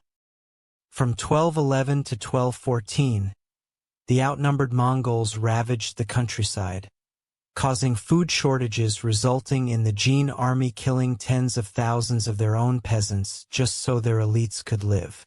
In 1214, the Mongols besieged the capital of Xiongdu, now Beijing, and burnt it to the ground. In the early 13th century, King John was facing increasing pressure from his barons, who were demanding greater rights and protections under the law. In response to their demands, John agreed to meet with the barons and negotiate a settlement. The result of these negotiations was the Magna Carta, a document that set out a series of rights and freedoms that the king could not violate. Among these rights were the right to a fair trial, the right to due process of law, and the right to be protected from arbitrary arrest and imprisonment. The Magna Carta also established the principle of habeas corpus, which required the government to produce a prisoner in court and provide a lawful reason for their detention. This principle has been a cornerstone of modern legal systems around the world. Then, in 1217, there was another crusade, this time led by King Andrew II of Hungary and Duke Leopold VI of Austria, with the same goal in mind, to take over Jerusalem. The Crusaders successfully captured the city of Damietta in 1219, but they could not advance further into Egypt. After a series of setbacks, including capture and imprisonment of many Crusaders, the Christian forces were forced to abandon their campaign in Egypt. The Crusaders eventually agreed to a treaty with the Muslim forces, allowing them to leave Egypt unharmed, but without achieving their ultimate goal. Genghis Khan wasn't done though, and 1219 went to war against the Khwarezm Empire in present-day Turkmenistan, Uzbekistan, Afghanistan, and Iran. During his raids, the Mongol hordes swept through one city after another, taking over the likes of Bukhara, Samarkand, and Urgench. Skilled workers such as carpenters and jewelers were usually saved, while aristocrats and resisting soldiers were killed. Unskilled workers, meanwhile, were often used as human shields during the next assault. No one knows with any certainty how many people died during Genghis Khan's wars, in part because the Mongols propagated their vicious image as a way of spreading terror. At Genghis Khan's death, he controlled a massive territory from the Sea of Japan to the Caspian Sea. However, even more impressively, around 8% of the men in South Asia descend from Genghis Khan today. In 1228, Emperor Frederick II of the Holy Roman Empire tried to conquer the Holy Land, but failed, ending the Sixth Crusade. Of course, the Holy Roman Empire couldn't be the only one crusading. King Louis IX of France in 1248 decided to start the Seventh Crusade to retake Jerusalem, but he was taken prisoner by the Muslims and forced to pay a hefty ransom as he retreated. However, that didn't deter King Louis IX because in 1270 he was at it again, trying to free Jerusalem from the grips of Muslim rule, but this time he died of dysentery. Once King Louis IX died, his troops retreated, creating the eighth and final time there was a crusade. In England, though, in 1295 England was making a diplomatic headway. In a letter summoning Parliament, King Edward I wrote, "Since the most righteous law of the emperors ordains that what touches all should be approved by all, so it appears that common dangers should be met by remedies agreed upon in common. As King Edward, I would then request 1/10 of the incomes of nobles and 1/11 of the income of knights, creating one of the first parliaments we would see in a new age." While down in Africa, a leader of extravagant wealth, Mansa Musa, was gaining power. On his famous Hajj, a religious Muslim pilgrimage to Mecca that every Muslim should make at least once in his life, Mansa Musa, with his caravan of camels and an army of scholars, gave vast amounts of gold to any poor person. He saw, hence crashing all of the economies in northern Africa due to the inflation of gold. When Mansa Musa returned to Mali, he made it his life purpose to make Timbuktu the Muslim capital of knowledge. So, Mansa Musa invested heavily in building the University of Sanchir.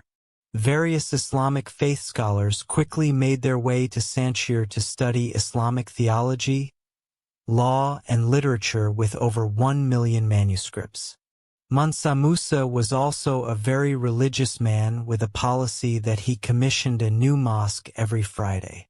However, sadly though, only the Jingurbir Mosque in Timbuktu stood the test of time. In the Americas, though, another built on riches was being created. As Aztec legend has it, the god Huitzilopochtli directed them to build where they saw an eagle perched on a cactus, eating a snake. When they saw this exact scene on an island located in what was once Lake Texcoco, they interpreted it as a sign from their god and founded Tenochtitlan on that island. As time passed, Tenochtitlan started to build impressive temples such as the Great Temple. The Great Temple comprised of 2 main structures dedicated to the gods Huitzilopochtli and Tlaloc. The city itself was most fascinating. It was designed with a complex system of canals and causeways to help control flooding and facilitate transport across the city, while they started to farm on floating gardens known as chinampas on the shallow waters of Lake Texcoco, which were used to grow crops such as maize, beans, and squash. As Mali and the Aztecs were building their cities, England and France were in war for 100 years. The origins of the conflict lay with the status of the Duchy of Guyenne. In basic capitalistic terms, this was owned by the British Crown. However, the land itself was in France. The second reason was that the last direct descendant of Charlemagne, King Charles IV, died in 1328, so the next closest relative was Edward III, the King of England.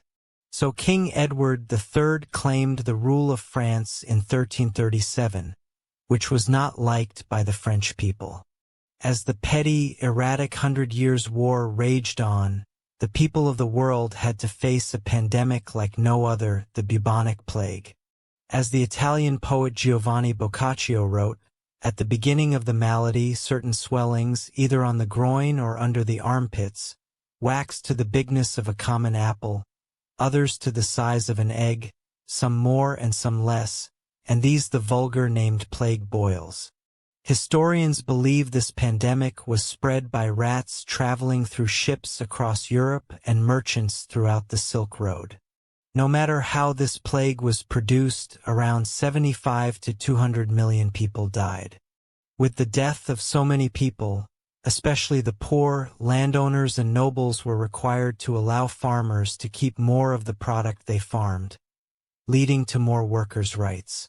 In China, though, a group of rebels known as the Red Turbans revolted against the Mongol rulers of China. The Red Turbans were led by a man named Zhu Yanzhong, born into a poor peasant family. Zhu built a strong following among the forces and eventually emerged as their leader. In 1368, Zhu declared himself emperor and established the Ming dynasty, marking the beginning of a new era in Chinese history. In 1428, at the age of 16, Joan left her home in the village of Domremy and traveled to the court of Charles VII, where she asked for permission to lead the French army against the English. At first, her request was met with skepticism and disbelief. Still, Joan persisted and eventually won the support of the French commanders. Joan's first major military victory came in the Siege of Orleans in 1429. She led the French troops in a series of daring attacks on the English forces, and she broke the siege and liberated the city. This victory boosted French morale and helped to turn the tide of the war in their favor. Over the next several months, Joan led the French army to victories against the English, including the Battle of Patay in June 1429. However, her success also made her enemies in the English and French court. In 1430, she was captured by the English and put on trial for heresy and witchcraft. Joan was subjected to a grueling trial. She was accused of various crimes, including dressing in men's clothing, practicing sorcery, and hearing voices. Despite the odds against her, Joan remained steadfast in her faith and her belief that she was carrying out God's will. In the end, Joan was found guilty and sentenced to death by burning at stake. She was executed on May 30th, 1431, at 19. Then, 20 years later, in the Battle of Castilian, Charles VII of France led a French army which defeated the English army, effectively ending English territorial claims in France. While back in the great city of Constantinople, the Byzantine Empire was declining, weakened by years of war, political instability, and economic turmoil. In contrast, the Ottoman Empire led by Sultan Mehmed II was on the rise, and the Sultan saw an opportunity to expand his empire and gain control of the strategic city of Constantinople. By 1453, Mehmed II led an army of 80,000 soldiers, including elite Janissary troops and a powerful artillery force, to besiege Constantinople. The Byzantine defenders led by Emperor Constantine XI were vastly outnumbered and outgunned. They faced a seemingly impossible task to hold off the Ottoman assault. The Ottomans bombarded the city with artillery for nearly 2 months, causing extensive damage to the walls and fortifications. The Byzantine defenders, meanwhile, struggled to maintain morale and keep their troops fed and supplied. Then, on the fateful day, May 29, 1453, the Ottomans launched a massive assault on the city. Climbing up, covered by siege towers, they were able to breach the walls and gain access to the city. Despite putting up a valiant defense, the Byzantine defenders were overwhelmed, and the Ottomans were able to storm the city and capture the capital, causing the Great Byzantine Empire to fall. In 1453, all paths no longer led to Rome, and all traces back to the empire of Caesar were erased. It was replaced by the beginning of utter Ottoman domination in the region, ushering in a new era of Turkish power and influence in the Mediterranean. While the Byzantines might have been falling, the Russians were finally gaining their independence. At the time, the Mongol Empire was ruling over Russia, demanding that various Russian towns pay tribute or face the wrath of the Mongols. However, in 1472, Ivan the Great refused to pay such tribute. Over the next several years, he built up his military strength and was able to drive out the Mongol garrisons from various cities and towns throughout Russia. In 1480, the Mongols demanded that Ivan pay tribute or face military action, but after a tense standoff, they finally retreated. Ivan's victory was the beginning of a free Russia and the decline of the Mongolian Empire. Then, in 1492, as Christopher Columbus sailed the ocean blue, the Europeans discovered the New World. Set initially on finding a path to India, instead he landed on an island in the Bahamas, which he aptly named San Salvador. When he and his crew set up camp, he met the Lucayans, skilled fishermen and farmers, who welcomed him and his crew and provided them with food and supplies. While back in Europe, a golden age of culture was upon us. In 1503, Leonardo da Vinci painted the Mona Lisa. Da Vinci's biographer Walter Isaacson says, "The Mona Lisa, to me, is the greatest emotional painting ever done.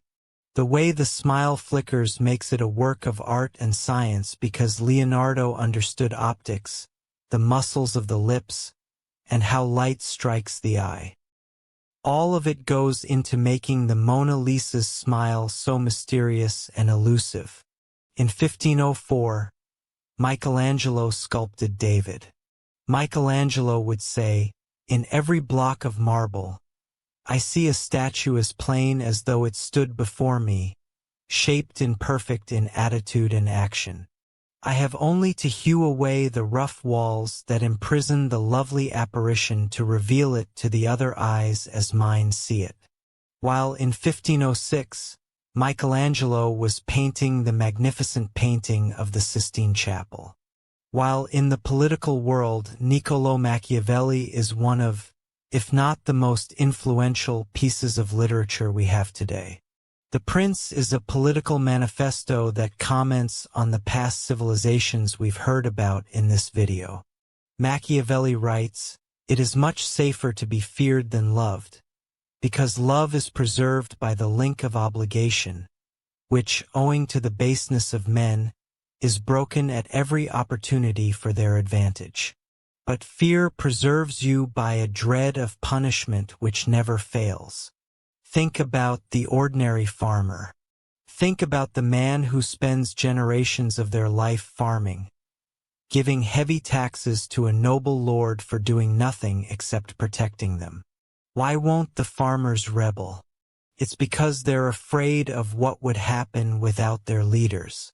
Without the elites, the Huns or the Mongols can come to your farm and destroy you on their own.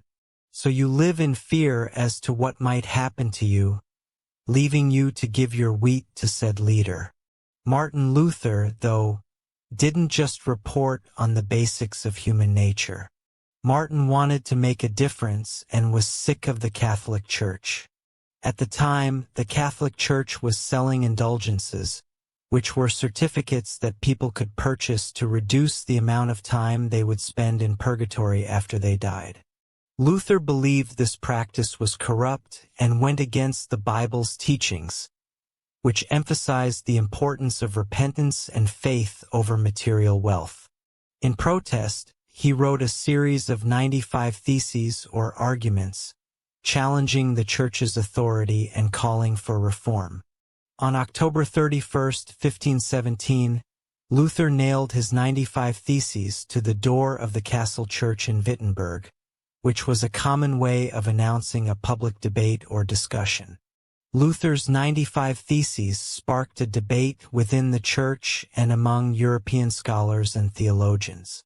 Some people agreed with his criticisms of the Church, while others saw him as a heretic and a threat to the established order.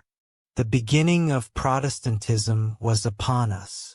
In 1519, though, the Spanish conquistadors, under the leadership of Hernán Cortés, arrived on the Aztec shores. They were greeted by the Aztecs, who gave gifts of gold and silver of incredible wealth to the Spanish, as they believed that the Spaniards were emissaries of the god Quetzalcoatl. However, Cortés soon revealed his true intentions: to conquer the Aztec Empire and claim its wealth for Spain. Over several years, Cortés and his forces engaged in a series of battles with the Aztecs, marked by intense violence and brutality. The Spanish were aided by their superior military technology, including guns and cannons, and by the support of indigenous allies who were the enemies of the Aztecs. Despite being vastly outnumbered, Cortés and his men made significant gains against the Aztecs, eventually laying siege to their capital city of Tenochtitlan. After months of fighting, the city fell to the Spanish in 1521, and the Aztec Empire was effectively destroyed. Then, following the strategy of Cortés, Francisco Pizarro led an expedition that conquered the Incan Empire in present-day Peru. Though the violence was authoritarian, the biohazards were even more demanding. The Europeans, due to having survived illnesses such as the bubonic plague and smallpox, developed immunity to many of these diseases that they've, one way or another, spread to the native people, essentially over time, killing them off. Under Suleiman the Magnificent's leadership, the Ottoman Empire became one of the most powerful and influential empires in world history. Suleiman was a brilliant strategist and military leader, and his reign was marked by significant conquests and political achievements. Like many other leaders, he set out to conquer the world. By the end of his reign, Suleiman the Magnificent presided over a vast empire that stretched from southeastern Europe to the deserts of Arabia and from the shores of the Mediterranean to the plains of Persia. His conquests included the capture of Belgrade and Budapest in Europe, Jerusalem and Mecca in the Middle East, and Tabriz in Baghdad in Persia. The Ottomans also became the dominant naval power in the Mediterranean, with control over North African cities such as Algiers and Tunis, creating the dominant Ottoman civilization. But yet, all things fall when one is in love, and the murder-happy King Henry had fallen in love with Anne Boleyn and was desperate to marry her. However, Catherine of Aragon was still alive, and the Catholic Church did not recognize divorce. Henry's solution was to break away from the Catholic Church and establish the Church of England, with himself as the head. In 1534, Henry passed the Act of Supremacy, which declared that the king, not the Pope, was the supreme head of the Church of England, leaving the Catholic Church to be angry and excommunicate Henry VII, leaving a schism between the Church of England and the Catholic Church even today. Ivan the Terrible is now the ruler of Russia. In the early years of his reign, Ivan enjoyed significant success, launching military campaigns against neighboring kingdoms and expanding Russia's borders. He also oversaw the construction of magnificent public works, including St. Basil's Cathedral in Moscow. However, as Ivan grew older, he became increasingly paranoid and erratic. He launched a series of brutal purges and executions, targeting anyone he perceived as threatening his power. He also had a volatile temper, lashing out at advisors and nobles who dared to question his decisions. In 1560, Ivan suffered a devastating personal loss when his beloved wife Anastasia died. This event seems to have triggered a significant psychological breakdown, and Ivan became increasingly unstable and violent. He launched a series of bloody campaigns against his own people, including the notorious Oprichnina, a campaign of terror and repression that killed thousands of Russians and destroyed countless homes and families, truly deserving of the name terrible. While Russia was going through that, England was on the rise with the start of the English Renaissance under the leadership of Queen Elizabeth I. Elizabethan playwrights dominated the scene, creating written words that were poetic in language and poignant in meaning. They've even written plays about people we've already talked about. William Shakespeare wrote many plays, including History's Julius Caesar, which was about the assassination of Julius Caesar, King John, which was about the 100 Years' War, and Henry VII was a play about showing human needs to gain power. Other notable playwrights who filled the scene were Christopher Marlowe, Ben Jonson, and John Webster. While on the other side of the world, the English colony of Jamestown was forming in Virginia under the Virginia Trading Company. Slightly up north, Samuel de Champlain was establishing the French colony of Quebec in Canada. While back in the Old World, they were having a new era of fighting the 30 Years' War. This time, it was between the Protestants and the Catholics. It began in 1618 when the Holy Roman Emperor attempted to impose Catholicism on the Protestant population of Bohemia. The Bohemians rebelled, and soon the conflict spread throughout the region. Over the next 30 years, armies marched and countermarched across Europe, leaving a trail of destruction and devastation. The war was characterized by brutal sieges, bloody battles, and atrocities committed by both sides. At its height, the war involved most of the major powers of Europe, including France, Spain, Sweden, and the Holy Roman Empire. It was fought along religious, political, and economic lines, with each side vying for dominance and control.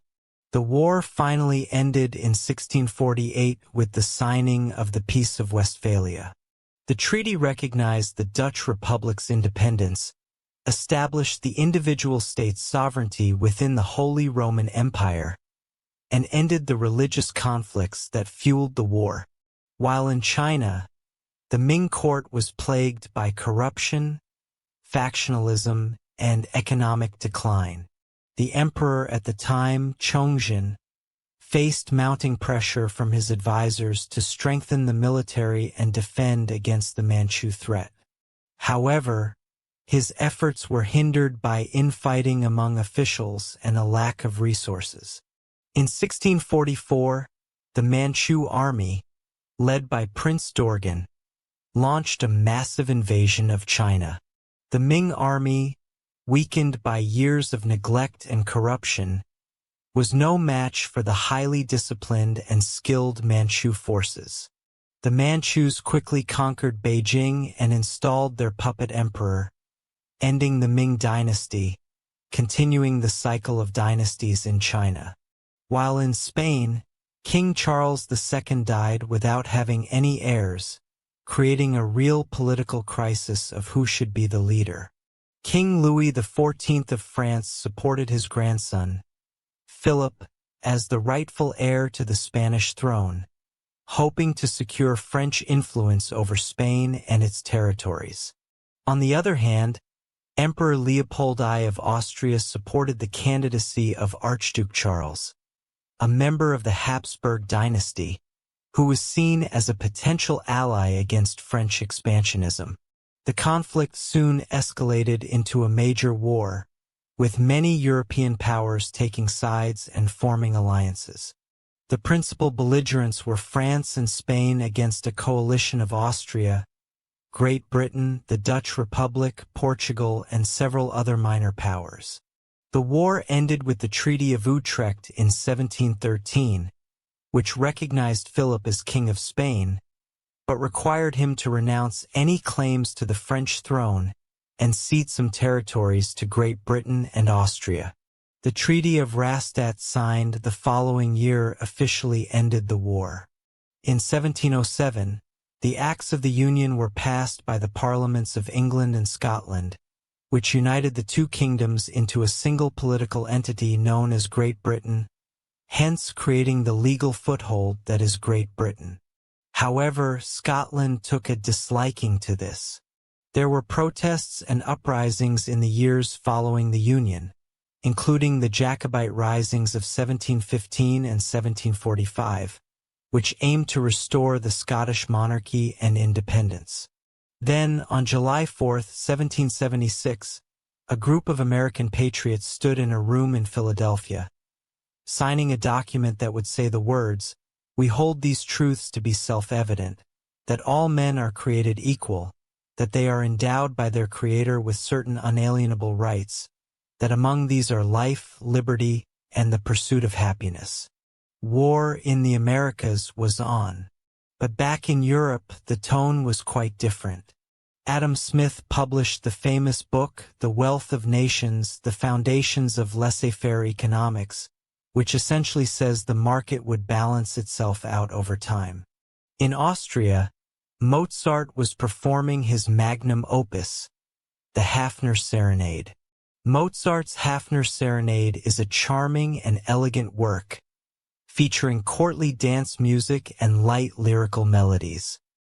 Its graceful melodies, subtle harmonies, and elegant instrumental writing characterize it. As the war continued, King George III sent his armies of the masses over to America. Though the colonists had little military training, their knowledge of the terrain and guerrilla tactics made them nearly invisible. At the same time, the Red Army coats were easy to see for the Americans. In the summer of 1781, George Washington and French General Rochambeau marched their forces south to Virginia, where they laid siege to Cornwallis and his army at Yorktown. The British were trapped and could not escape by land or sea.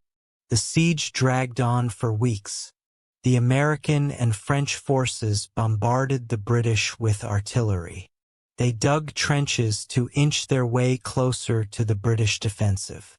The French Navy defeated the British Navy in a crucial naval battle off the coast of Virginia, cutting off Cornwallis' only escape route by sea. On October 14, 1781, the American and French forces launched a massive assault on the British defenses.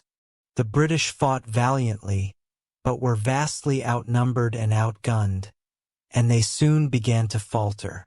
On October 19th, Cornwallis surrendered his army to Washington, effectively ending the war.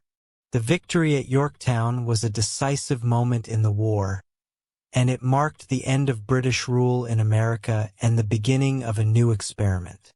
With America finally being free from the totally tyrannical grips of Britain, they had one issue. How were they going to lead?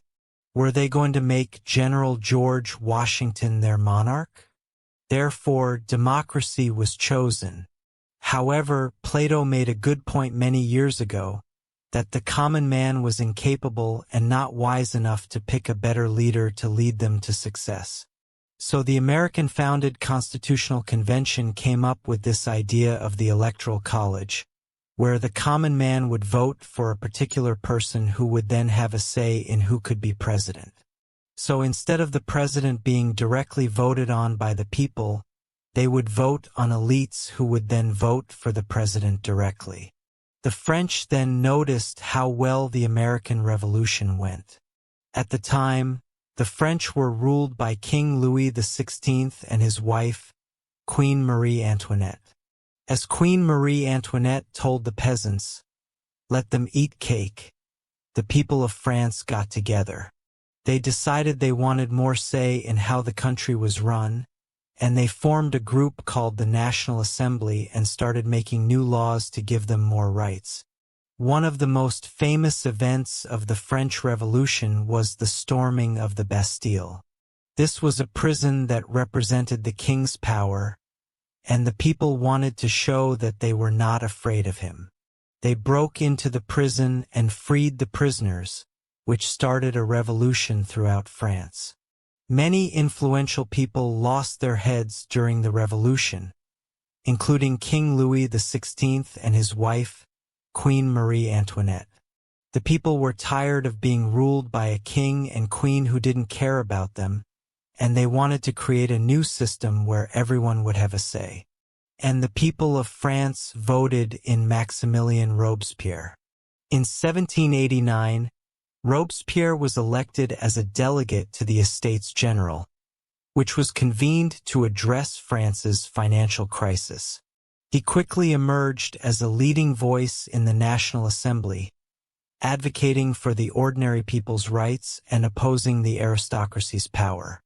As the revolution continued, though, Robespierre became increasingly radical in his views, advocating for the execution of King Louis XVI and the establishment of a republic. He was elected to the powerful Committee of Public Safety in 1793, tasked with protecting the revolution and rooting out enemies of the state. Under Robespierre's leadership, the committee launched a period of intense repression known as the Reign of Terror. Thousands of people were arrested, tried, and executed for crimes against the revolution. Robespierre became known as a ruthless and uncompromising figure. However, Robespierre's power began to wane as the people grew tired of the violence and the instability of the revolution. In 1794, he was arrested and imprisoned, along with his closest allies. On July 28, 1794, Robespierre was taken to the guillotine and executed. The execution marked the end of the Reign of Terror and democracy for now in France. Instead, they moved to a directory. A directory is a government led by a 5-member executive council known as the Directory, which was chosen by the Council of Elders. This legislative body was also part of the new government. The Directory was meant to serve as a moderating force, balancing the interests of the various factions that had emerged during the revolution. However, the Directory concept wasn't successful as well. So, General Napoleon Bonaparte decided to overthrow the government and begin his conquests to take over the world. So off Napoleon went to conquer much of Europe. In 1805, Napoleon defeated a combined Austro-Russian army at the Battle of Austerlitz, solidifying his position as one of Europe's most powerful leaders. He then conquered much of the continent, including Spain, Portugal, and the Netherlands. In 1812, Napoleon invaded Russia with a massive army. Still, the campaign proved disastrous and his forces were decimated by the harsh Russian winter. The defeat marked the beginning of Napoleon's downfall. In 1814, the European powers allied against Napoleon and invaded France, forcing him to abdicate his throne and go into exile on the island of Elba. However, he returned to France in 1815 in what became known as the 100 Days and briefly regained power before being defeated by the British and Prussian armies at the Battle of Waterloo. While back in the Americas, Simon Bolivar was on his military campaigns to free Latin American countries from the grasp of the Spanish colonial rule. Bolivar began his military campaigns in Venezuela in 1810, where he led a successful uprising against the Spanish colonial authorities. He then moved on to Colombia, where he won a series of important victories against the Spanish, including the Battle of Boyaca in 1819, which secured the independence of Colombia. Bolivar then turned his attention to Ecuador and Peru, where he won a series of decisive battles that helped secure both countries' independence. He captured the city of Lima in 1824, effectively ending Spanish control of Peru. Bolivar's final military campaign was in Bolivia, where he led the fight for independence against the Spanish in 1825. Bolivia was named in honor of Bolivar, who played a critical role in its liberation. In 1848, two men had an idea that would spark debate worldwide.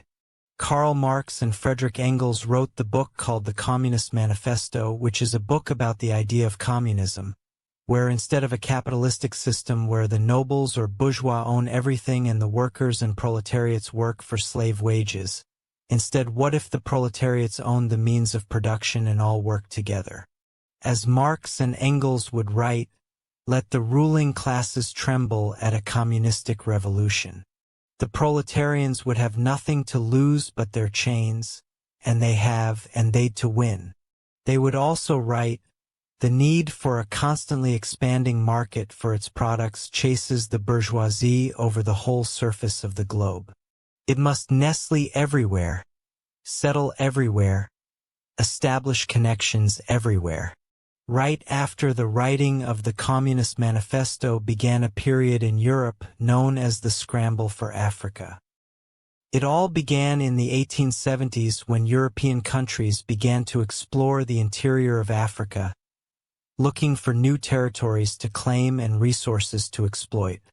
At first, the European powers were cautious, sending explorers and missionaries into Africa to establish trade networks and alliances with local leaders. However, as competition increased, the European powers became more aggressive in their tactics. They used military force to establish colonies and protectorates, and they engaged in diplomatic maneuvering and propaganda campaigns to gain the support of local populations. One of the most ruthless tactics the European powers used was dividing Africa into artificial borders and creating new ethnic and linguistic divisions. This created tensions and conflicts between different African groups, which the Europeans used to their advantage, creating a European stronghold over the continent of Africa to increase their profits. The scramble for Africa came to an end as a result of several factors, including changing international politics, economic realities, and rising African nationalism. One of the key factors that contributed to the end of the scramble for Africa was the changing balance of power in Europe. By the early 20th century, European powers were increasingly focused on competition with each other, particularly in Europe itself, and were less interested in acquiring new colonies in Africa. This was due in part to the growing tensions between European powers that would eventually lead to the outbreak of World War I in 1914. Because on June 28, 1914, a shot was heard around the world with the assassination of Archduke Franz Ferdinand. Franz Ferdinand was the heir to the throne of Austria-Hungary, and his assassination by a Serbian nationalist named Gavrilo Princip sparked a diplomatic crisis that quickly escalated into a global conflict. In the aftermath of the assassination, Austria-Hungary declared war on Serbia, triggering a complex web of alliances and treaties that drew other countries into the conflict. Germany, an ally of Austria-Hungary, declared war on Russia and France, while Great Britain, which had a treaty with Belgium, declared war on Germany. Within weeks, most of Europe was embroiled in a brutal and devastating conflict. In November 1918, after 4 years of brutal fighting, The Allied powers and the Central Powers agreed to an armistice, effectively bringing an end to the war and the demise of the Ottoman Empire. On November 11th, the armistice went into effect and the guns fell silent across Europe. World War II. The peace was short-lived because a man named Adolf Hitler invaded Poland. Like Alexander the Great, Julius Caesar, Trajan, Attila the Hun, Genghis Khan, Napoleon Bonaparte, and Suleiman the Great, Adolf Hitler wanted to establish an empire for his nation and his people. Adolf had dreams of building an empire larger than anything that was ever created. He wanted to make the Roman Empire look like nothing. However, for the sake of the world, and especially those Hitler viewed as undesirable vermin, in April 1945, Soviet forces began a massive assault on Berlin. After weeks of intense fighting, the city fell on May 2nd and German forces surrendered.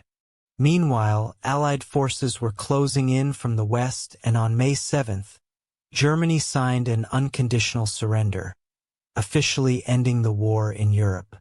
A few months later, after the bombings of Nagasaki and Hiroshima, Japan surrendered as well, leaving the war to be over.